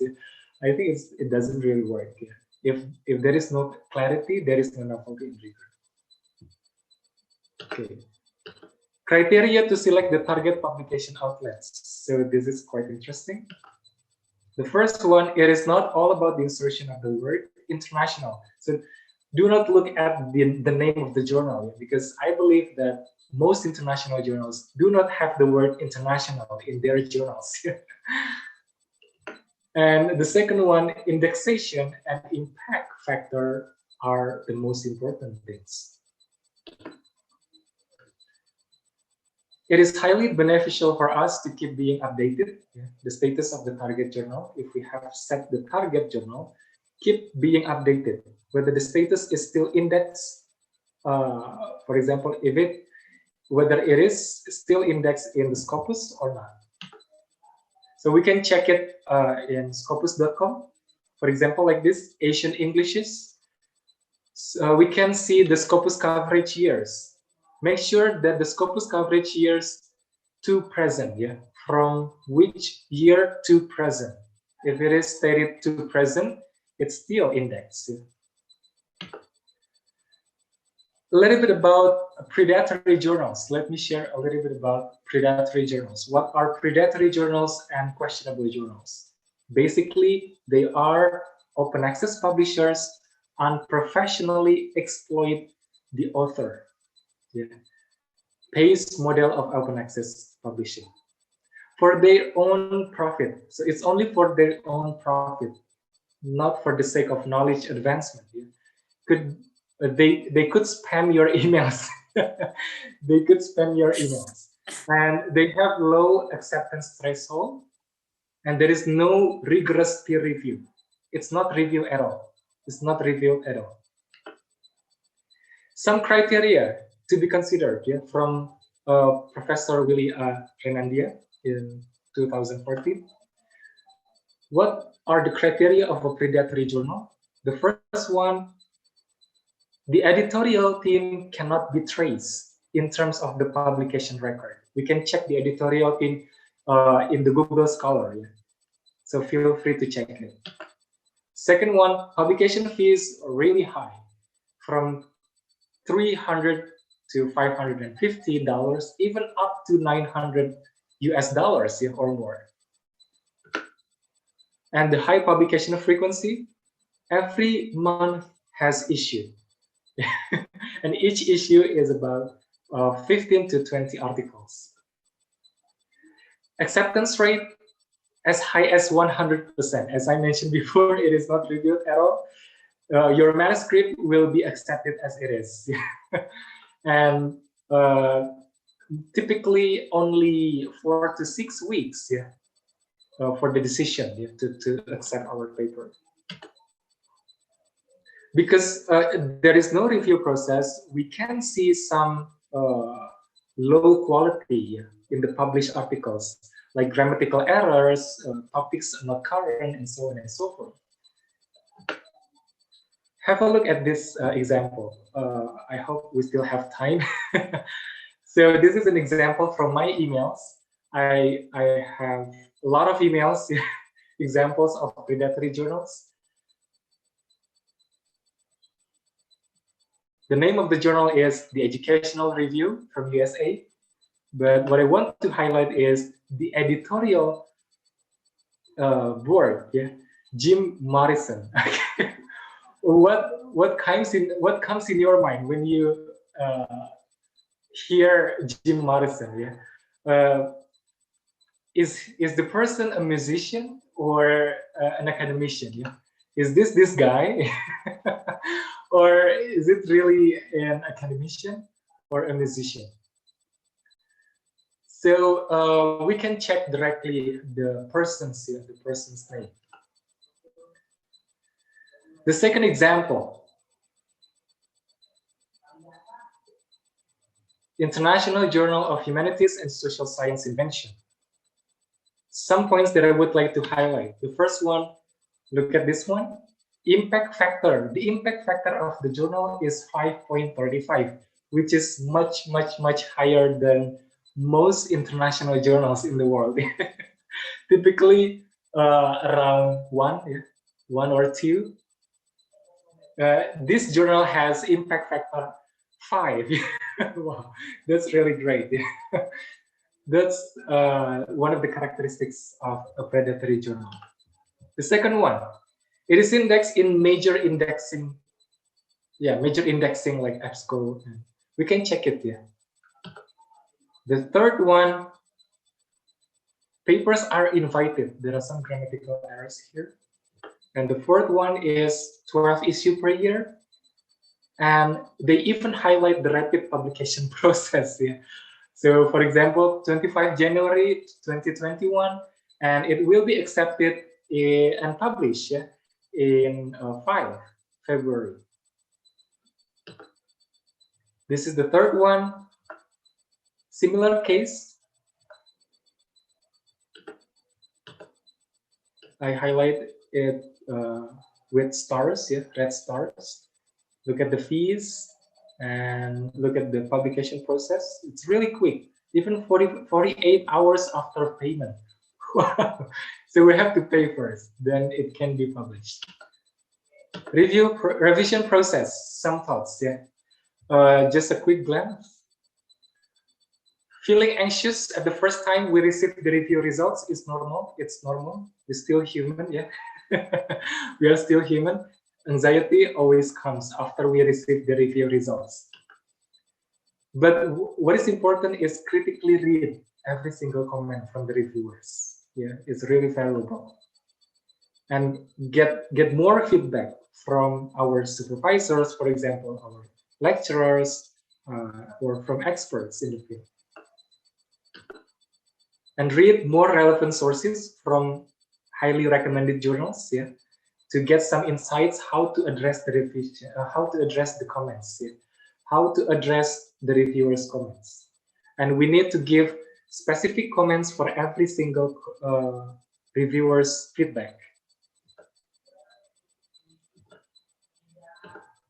Giving honest, clear, and logical responses is also important.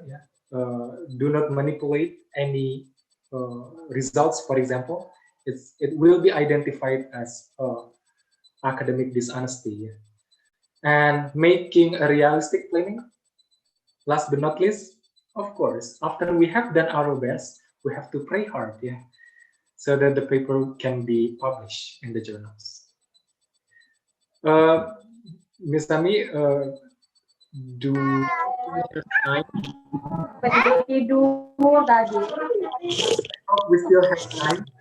Just a glance. Pulang kali ya, Kak. Kalau mau pulang, alhamdulillah sih gitu. Review results from the. So this is the first case. The first case is why it is rejected. The first one, or the first reason, is not made clear the significance of the reason. The novelty is not really clear in the paper. The second one, The multiple skills, multiple concepts in the paper are not well integrated. So we need to consider the rigor, the depth of the literature review. Is it deep? And the research design, again and again, several aspects of the research design are unclear. And there is sufficient information regarding the validity and reliability. This is the case 2. The case 2 is rejected because the results are not situated within the general environment. This is what I mentioned before. Because we are part of international academic discourse community, we have to understand the current knowledge. We have to read papers from international journals as well. And the result states what one would expect. The criticality aspect is important here.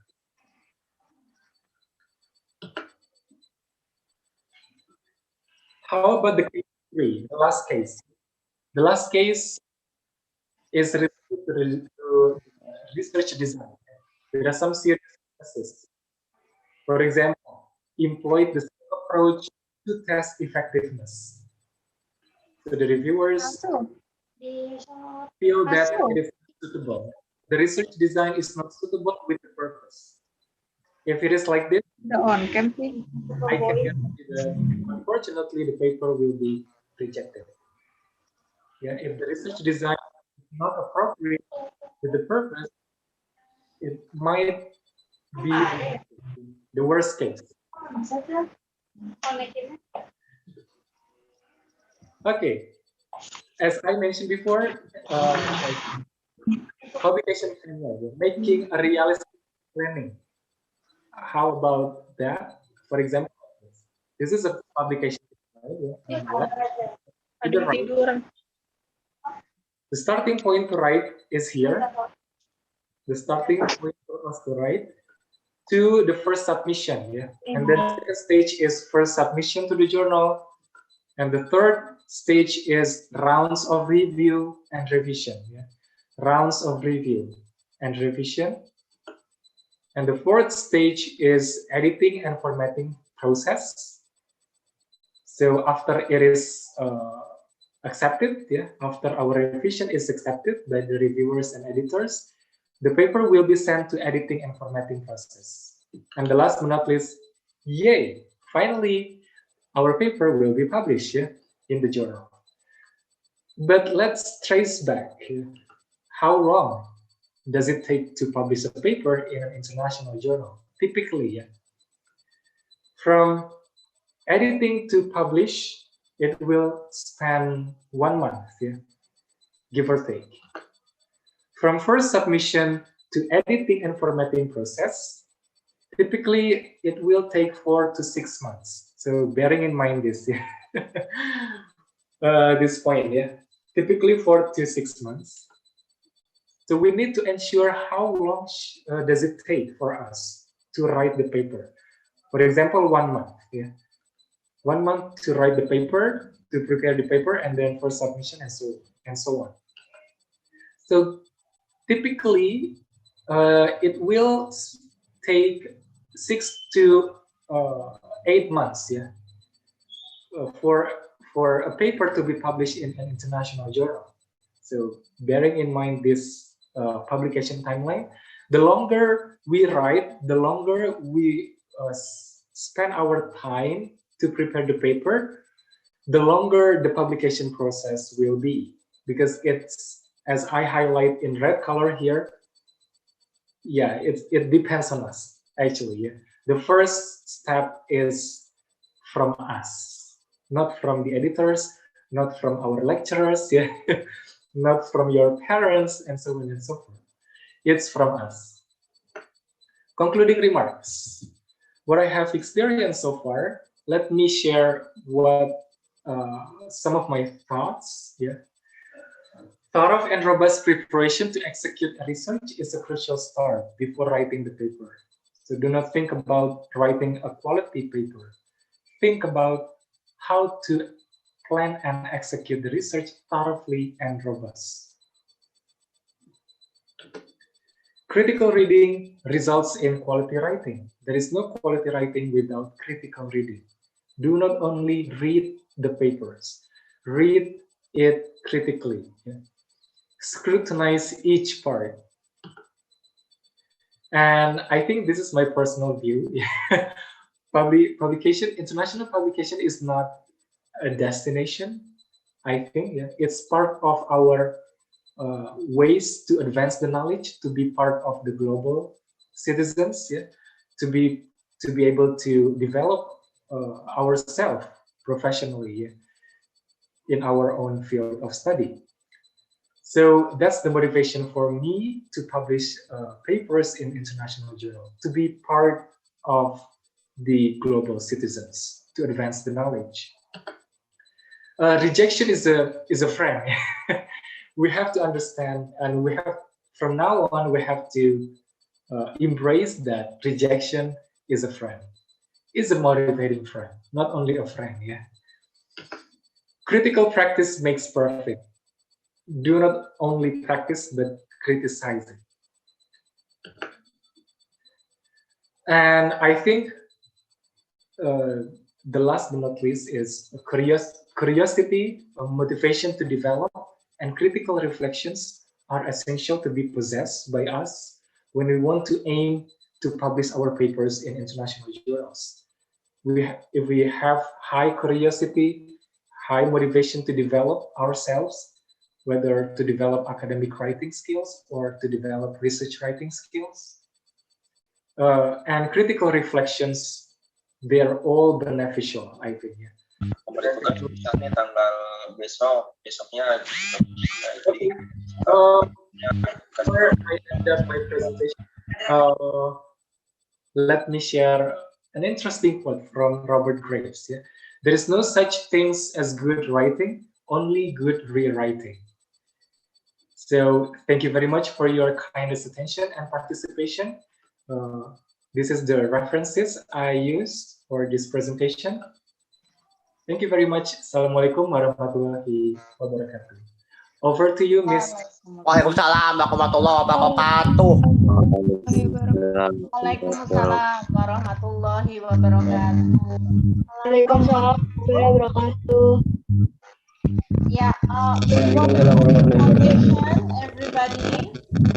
Pak Arif has explained, has taught us a lot of things this morning. It's really starting from the current issue, finding references, what is called questionable journal.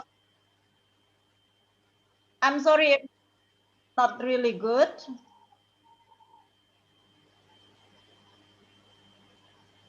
Do you hear me loud? Yes, I can hear For me, you. I can hear you. But the voice Thank you. is breaking. Oh, I'm sorry. I'm sorry. Yeah. We got a lot of lesson this morning, how to write from the title, abstract, and so forth. I think it's echoing, yeah? My voice is echoing. Sorry for that. Pak Septian?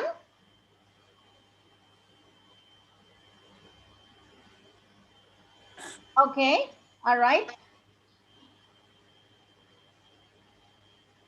Pak Septian, do you hear me? Yeah, Ibu. Yeah, we can hear you clearly, Ibu. Thank you very much. I feel my voice is echoing right now. No, your voice is clear. Okay, all right. Thank you. Pak Arif, particularly two questions from our student. The first one from Dida Permata asking, is there any special format when you writing international journal? And what is the initial process when you write a journal? Which I believe you have explained, but Dinda might need summary of what you have said. The second one is coming from Arya. I would like to ask one thing. That's questionable journal. Probably this is like, how can I identify questionable journal in one site, in a common site, in common sense? Could you get those two questions for this time, please? Okay, thank you, Miss Ami, and thank you everyone for the question. it's a really hard question to answer. The first one is, how do I write and how do I prepare paper to publish the journals? How do I write? Okay. So sometimes and mostly it just goes with the flow. Okay. Yeah, I mean, like, my tips is, please, I do suggest make a matrix of previous research first. Make a matrix of previous research. As I explained before, a matrix is like a table of previous research. Uh, I do sorry, I do apologize for not being able to share the examples here. Basically, it's a table containing some information about the previous research. That's the valuable start before what is that? We set or we determine a research topic. Before we determine a research topic, we have to analyze the previous research by making a matrix. So those matrices can help us to determine interesting and good research topic. There will be no interesting and good research topic without critical reading, yeah? Without critical review of previous works. What is already done by previous researchers? Yeah? We need to understand that first. And the next stage is, after we set the topic, yeah, we have to review the model text. For example, let's say if we want to publish our paper in Indonesian Journal of Applied Linguistics, we have to download some, what do we call it here? Some model, some published articles in the journal. Let's say 5 to 6 articles. I think it's already enough. But the latest articles, the latest articles in the journal, read it carefully, every single part, from the title to the references, and take notes for every ideas, for every strategy that the writers use to inform every section, to write every section. How do the writers compose the title? How do the writers compose the abstract until the conclusion part? That's, I think, my typical strategy when I prepare my papers. But what I want to highlight is reading a lot. Yeah, that's the conclusion. Reading a lot before writing. There is no good or quality writing without reading. So we need to, as uh, as instructed, yeah, as instructed. I mean, like, we need to enrich. We need to enrich our knowledge first regarding the research topic before we write the paper. So that's my conclusion. How I prepare my papers to publish it in the journals. I hope it can answer the question. Yeah, the first question. The second question. A question about journals. Yeah, how do we identify? How do we identify questionable journals? Of course, there is no question mark in the names of the journal. But we can use the criteria. Yeah, we can use those criteria that I have mentioned before. Whether the journals require us to pay some money, lots money, even up to 900, yeah, if I'm not mistaken, $900 US dollars before we can publish the paper.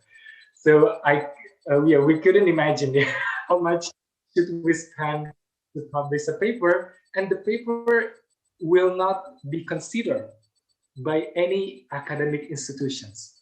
So we have spent much money and nothing we can gain from that. So that's really, what do we call it? It's really not good for us. Yeah. But how do we identify? We can use the criteria, yeah, from Professor Willy Arenandia. The first one is publication rate. Yeah, publication rate is really quick. Each month, one issue. So every month there is an. And the second one is acceptance rate. Yeah. Acceptance rate is as high as 100%. So your paper will be accepted. It is. Yeah. There is no review process. And the third one is, as I have demonstrated before, there are some examples, yeah, of predatory journals. If you find similar websites like that or similar emails, yeah, we can say that it can be determined as predatory journals. The name of the editors cannot be traced. Yeah, you can trace the publication record of the editors. That's the first step. I think. Check and recheck the publication record of the editors, of the reviewers in the journal. You can check it directly on Google Scholar. Yeah. Google Scholar is really beneficial for us to check the record. If there is no publication record of that person, yeah, mentioned in the journal, we can say that it's predatory or questionable journal. As I demonstrated before, yeah, Jim Morrison, the editor is Jim Morrison. So when we, yeah, maybe some of you have known who Jim Morrison is, yeah. Whether he is a musician or an academician. Yeah. So that's questionable. Yeah. The name of the editor. I hope it satisfies you. I hope it's clear enough to address the questions. How about that, Ms. Ami? Thank you very much. Yeah, thank you very much, Pak Arif. We understand the answer never satisfied everyone when they do not try. So the very best answer is Ms. actually Ami, try is my it. voice clear? Yes. Can you hear me loud and clear, everyone? Septian, Bu Lida, is my voice clear? Oh, yes. Yes, you are. Yeah, Pak Arif. Okay, thank you. Maybe connection problem. Okay, let's just continue here. Feel free to ask questions. If you want to ask some more questions regarding publishing academic articles in international journals, yes, feel free to do that. We have still on the next question. Let me see in the chat room. How can rejection is a motivating friend? From Ricky Arya Saputra. Okay. Yes, of course. At the first time I got rejection is not motivating at all. It's demotivating.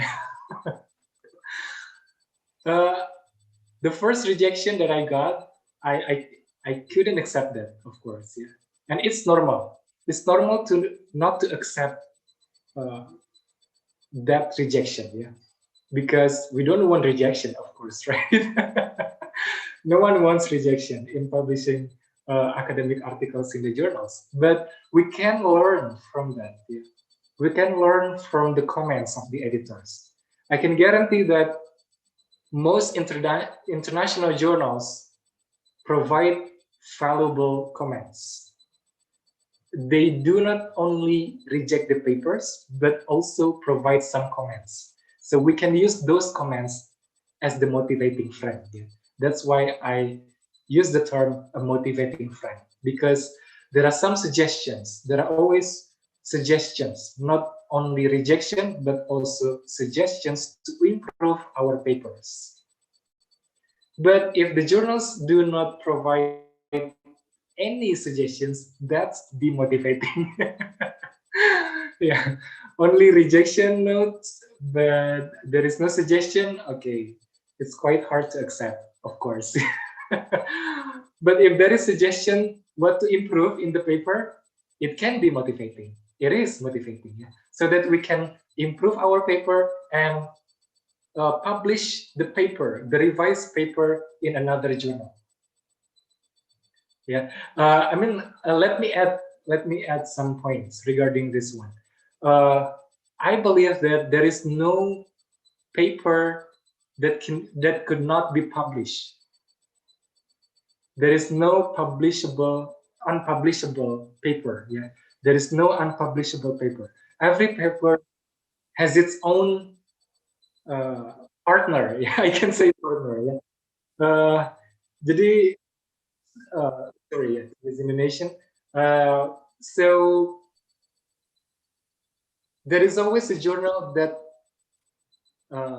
may accept our paper. Yeah, so I can say that. If our paper is rejected in one journal, it doesn't mean that our paper is waste. Well, I can say that. It doesn't mean that our paper is not qualified to be published. I think it only doesn't match with the partner. Maybe it's not our paper's partner yet. Maybe the partner is not that journal. Maybe this journal is the partner.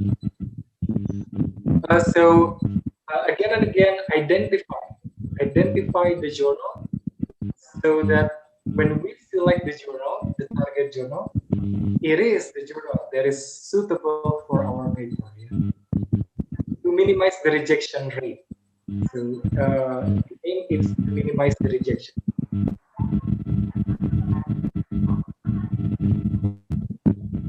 Okay, is there any question? If you read the previous one before that, Pari, also a question. Sunny, is my voice clear? Yes, we can hear you.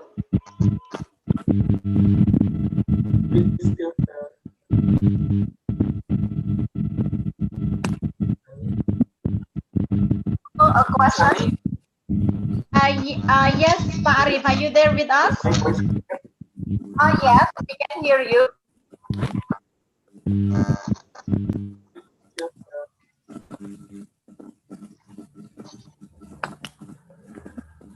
You might scroll on the chat box. Yes, Arif, are you there with us? Yes, we can hear you.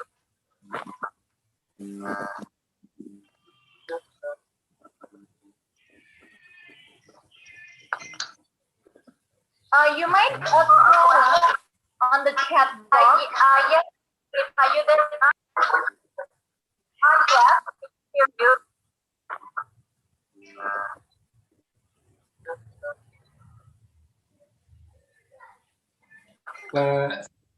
Bu on the chat box. Yes, are you there with us? Yes, we can hear you.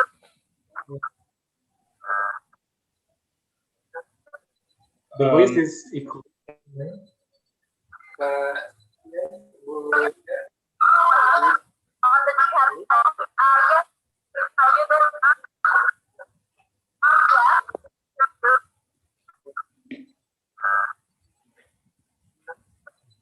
The voice is equal.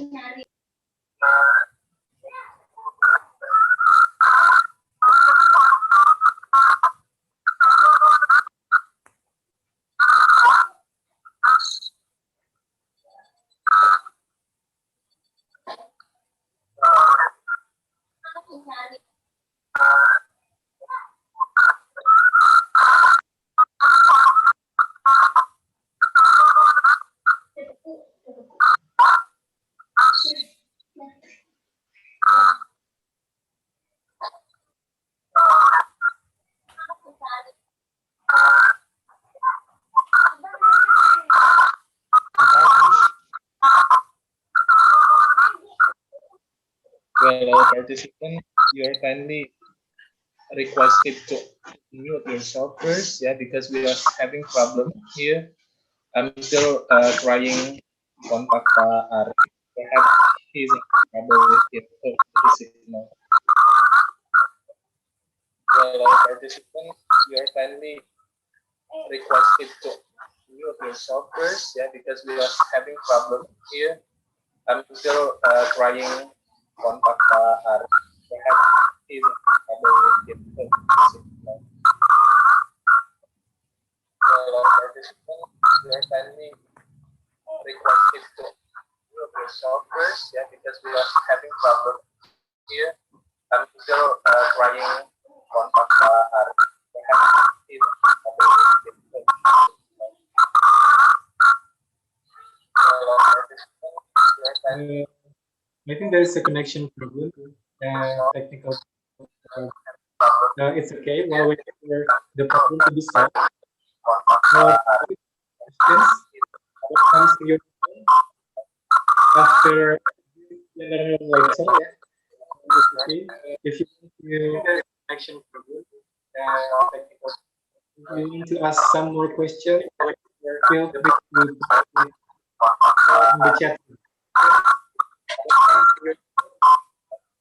After general lecture, yeah, it's okay. If you connection problem, technical. I need to ask some more questions. Feel free to in the chat.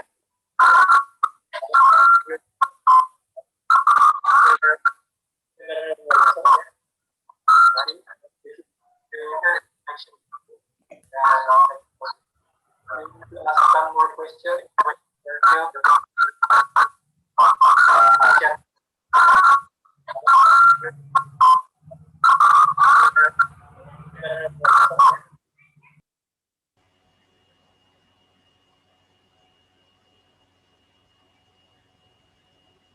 Hello. What about now? Hello? Hello? Okay. Yes, Bu Ami, it's so clear, Bu Ami. I'm really sorry for the unpredictable distraction, everybody. We all understand that we are working from home, rely on to home Wi-Fi, and I'm sorry for that. Pak Arif, are you there with us right now? Yes, yes, miss, I can hear you. I'm really sorry for the distraction. Could we come back on the topic, Pak Arif?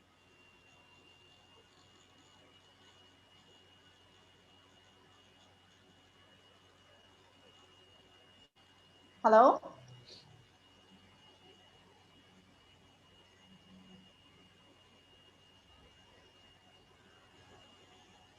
Yes, Pak Arif? You are still muted. Yeah. Oh, yeah. Okay. Thank you, miss. Yeah, I think it's a connection problem, maybe. Yeah. Right. Yeah. If you could still have a question,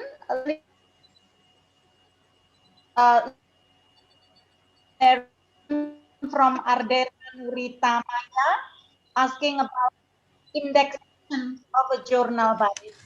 Oh, indexation, yeah. Yeah. Indexation of a journal. Okay, this is interesting. I think we need to start to understand how many, not how many, yeah, how do we identify the indexation of the journal? Let me share my screen. This is just a quick. Is my voice clear enough, Bu Ani? Yes, it's clear enough, Pak Arif. Yes, it is. Thank you, Bu Ani, Bu Lida.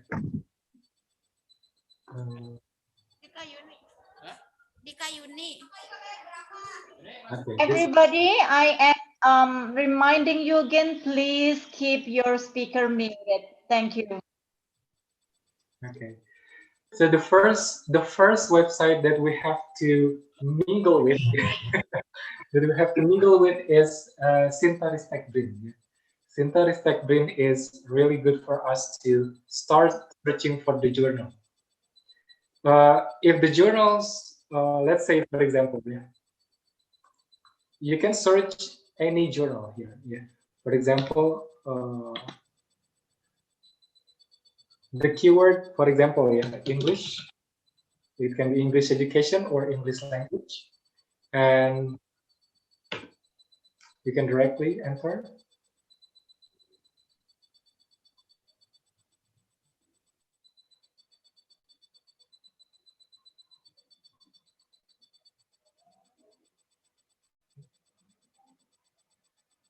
Now this one, if we enter English, if you write English and enter it, there will be authors, affiliations, journals. So click on one of these ones. So these are the available journals accredited by SINTA. It's national accredited journals. One of the national indexation. Studies in English language and education, English review, journal on English as a foreign language, and so on and so forth. This is for journals indexed in SINTA or accredited by SINTA. If we want to know the indexation, whether the journal is indexed in Scopus, you have to go to SciMyGo.gr, as I mentioned before, in the previous slides. So this is the website, SciMyGo.gr.com, and just click the search box. And for example, I want to find Indonesian Journal of Applied Linguistics, which is managed by Balai Bahasa UPI, Applied Linguistics. And we enter. If the journal appears in the website, just click it. And some information will appear on the website. We can see the H index, we can see the publication type, we can see the ISSN, and most importantly, the coverage. Make sure that the journal is still indexed in the Scopus. If we can see 2020, it's not really updated in the SciMyGo.gr. The updated one is in the Scopus.com. Sorry for the for the ads. And we can see here the this one, SGR score 0.24, and Q2. Quartile 2, which is quite great. There are 4 quartiles in Scopus. Quartile 1 to quartile 4. So quartile 1 is the highest one.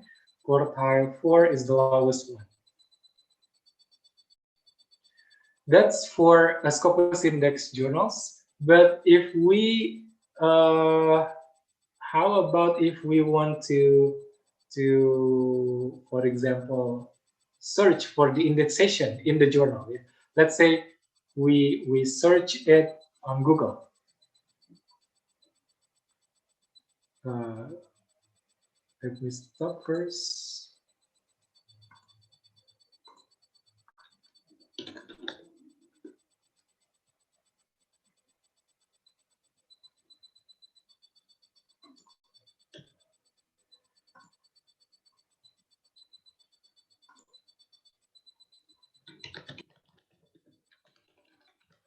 Okay, wait a minute. Okay, for example, like this.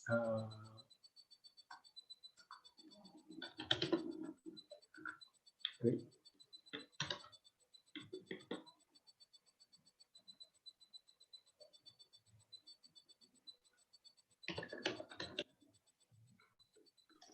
We haven't seen your screen, Pak Arif, for your information. Oh yeah, thank you, Bu Ami. Wait a minute, let me figure it out.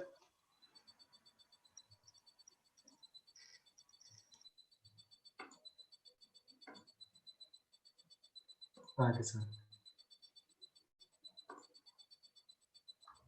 Okay, is it already clear? Yes, it is. Okay, thank you, Miss. And for example, like this, yeah, the keywords are applied linguistics. Yeah, you can have a bracket journal, or you can just type applied linguistics. Then, for example, there is a lot of journals in the field of applied linguistics, yeah, applied linguistics, journal of linguistics, language research, and so on and so forth. Let's say we want to find the indexation of applied linguistics journals, yeah, published by Oxford University Press, if I'm not mistaken. Yeah. Just click the link. Then we jump into the main web page. Yeah. Okay, you can see here the general information of the journal. The impact factor is really high, 4.286. But the predatory journal, let me go back first, can be up to 6, 6 impact factor,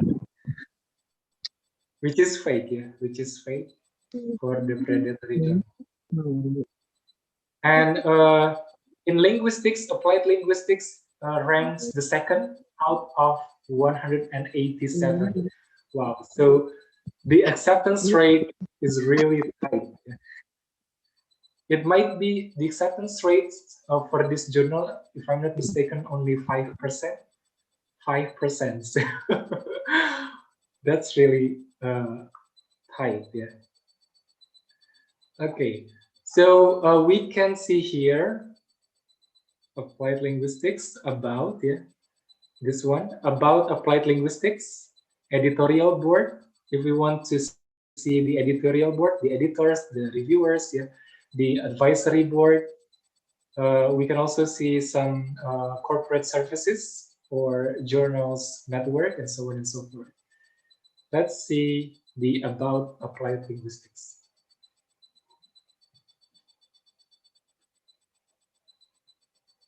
Okay, this one, yeah. This is the aims of the journal. The aims of the journal is really important for us to understand whether the paper, yeah, our paper, suits the objective of the journal. And this one, impact factor and ranking. Yeah. Year, impact factor, and SSI. And this one, yeah. This information is taken from the journal citation reports, source clarified analytics 2020, the current one. And for the indexation, we can see on this one, abstracting and indexing services. So the keyword is indexing, yeah. Mostly indexing services. What is the heading, yeah. Applied linguistics is covered by the following abstracting indexing services. So many, yeah, so many indexing services. But I want to highlight the most prestigious one. Yeah.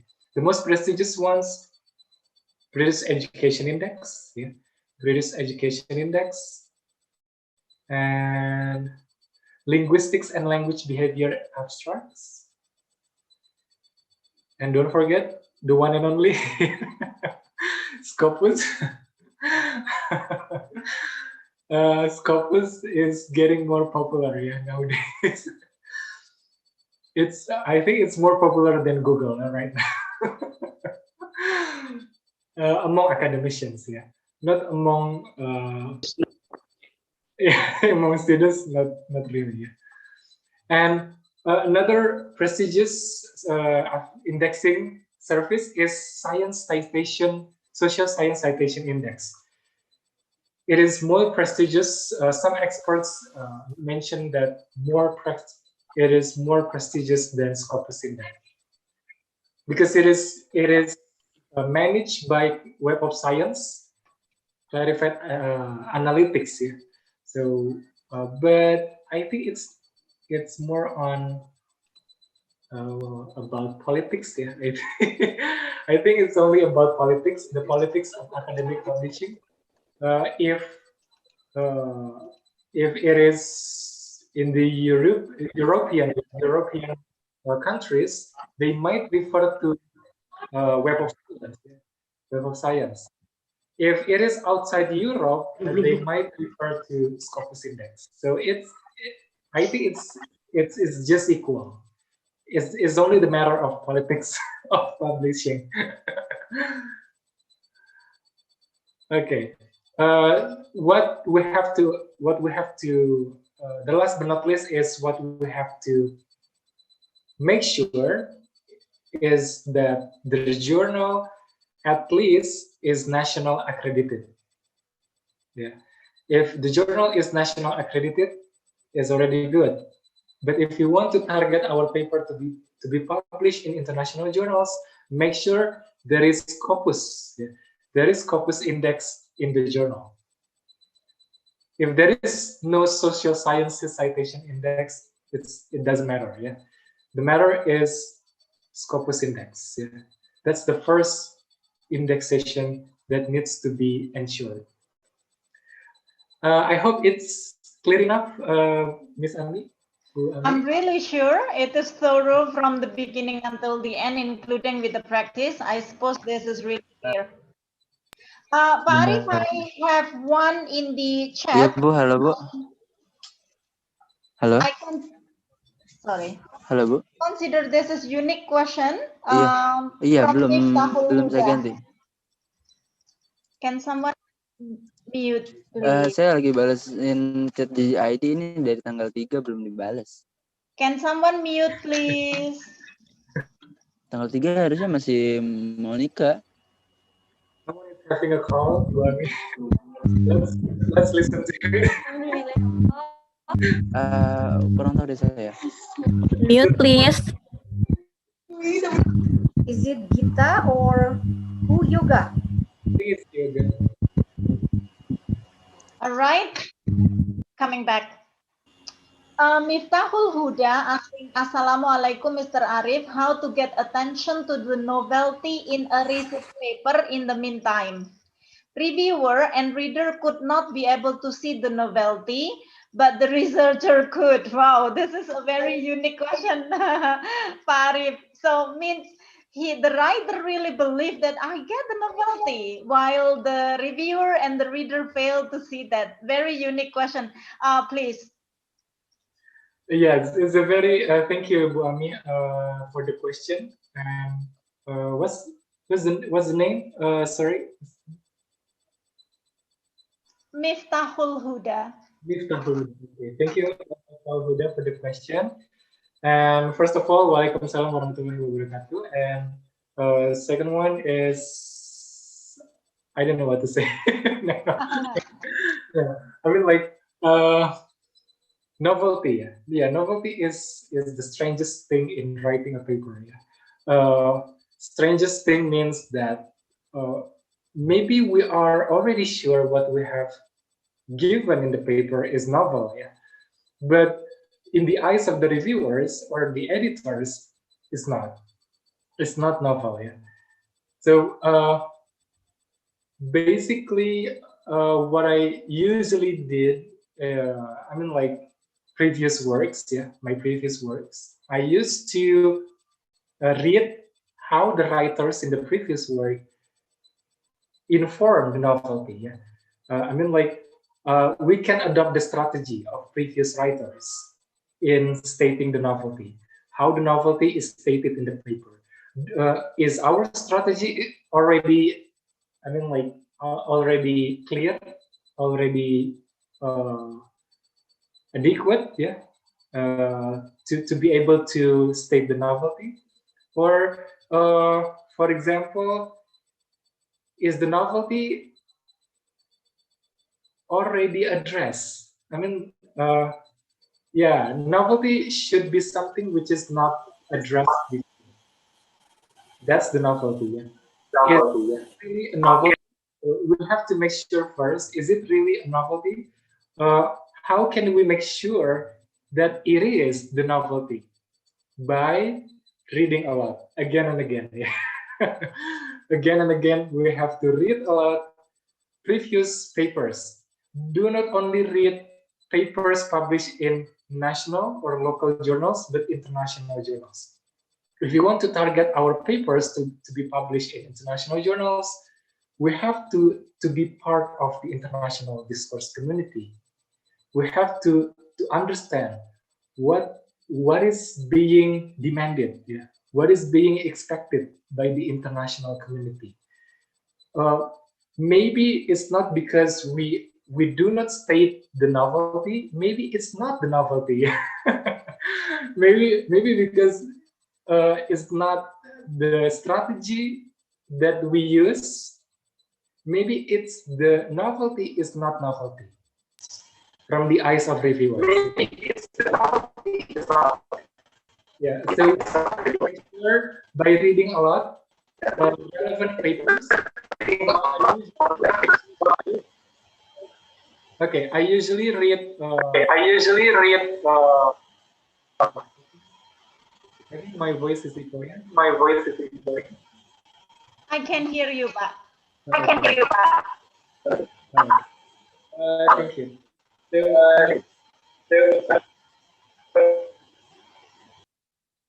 Okay, thank you very much. So, once more, I usually read around 50 to 60 articles when I want to write a paper, yeah. Even up to 100 articles, if I have time, yeah. If I don't have time, I only, like, for example, downloading as many papers as possible relevant to my research topic, then I sort it out. Yeah. I sort them out. I read the prioritized ones. Prioritized means that the papers are really relevant to my research topic. The papers are published in prestigious journals.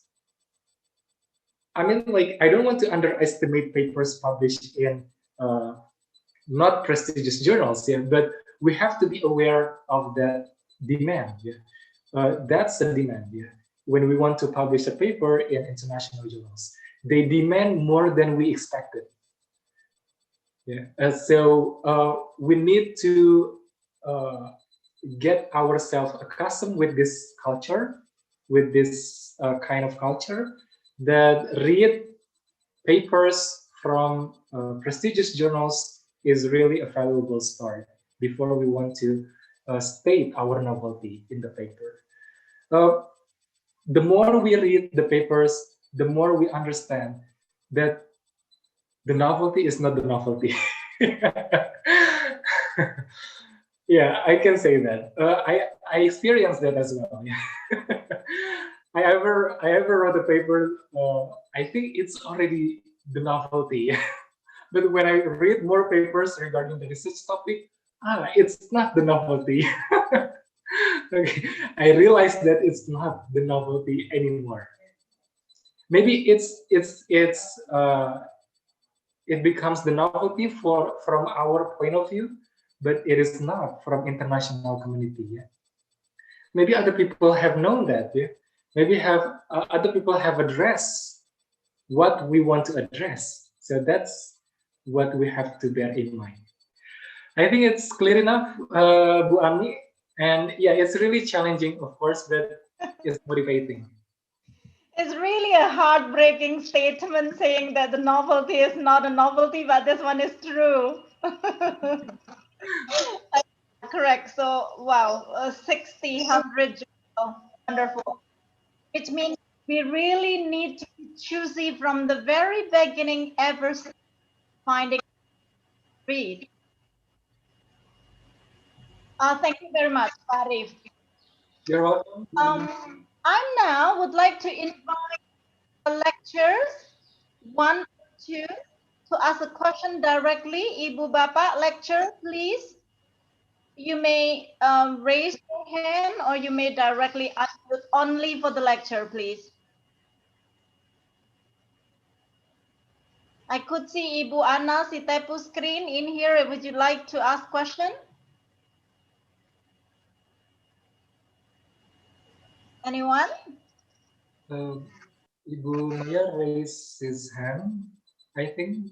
Ibu Ani. Oh, okay. I'm sorry, I'm limited screen in here. Yes, please, Ibu Bapak lecture. Ibu Maya, Ibu Maya, maybe you want to ask some questions. Please unmute your speaker and have your question directly.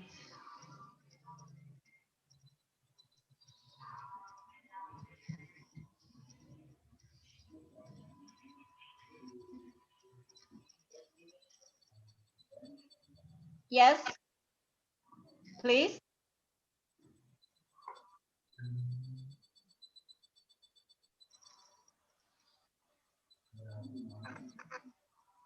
Anyone? Bapak, Ibu, dosen, silakan bila ada. I'm nervous now, Miss Ami, because it's not the students that would like to ask, it's the lecturers. Yeah, I'm waiting for a minute, Ibu Bapak, if you have.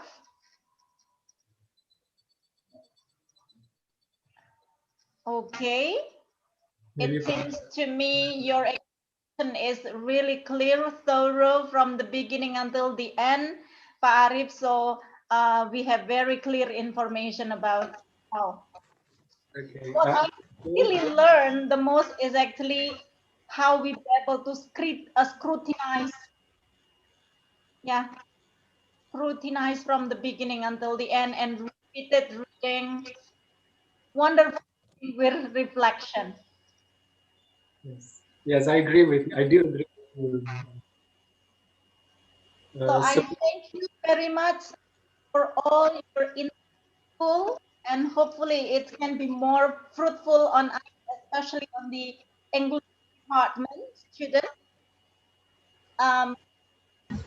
So everybody, we are signing off. Both Pak Arif and I are signing off, and we over back the microphone to Ibu Lida. Thank you very much. I am Purwanti Taman with Pak Arif Hussein Lubis. Assalamualaikum warahmatullahi wabarakatuh. Waalaikumsalam warahmatullahi wabarakatuh. Thank you very much, Ibu Ani as a moderator, and then Pak Arif as the speaker today. And thank you so much, Pak Arif, for leading all the participants in details, the key on how to make our articles are accepted or published in international journal. And this general lectures today is very beneficial for all participants, especially for us as a lecturer. All right, well, ladies and gentlemen, finally we come to the end of the sessions. Let's say Alhamdulillahi Rabbil Alamin. Waalaikumsalam warahmatullahi wabarakatuh. And on behalf of the committee, from the deep of our heart, we do apologize for any mistake while in presenting this event. Thank you so much for your participation and attention, and see you. Bye-bye. Wassalamualaikum warahmatullahi wabarakatuh. Waalaikumsalam warahmatullahi wabarakatuh. Terima kasih Pak Arif. Thank you, Miss. Thank you. Thank you, Pak Arif. Next time.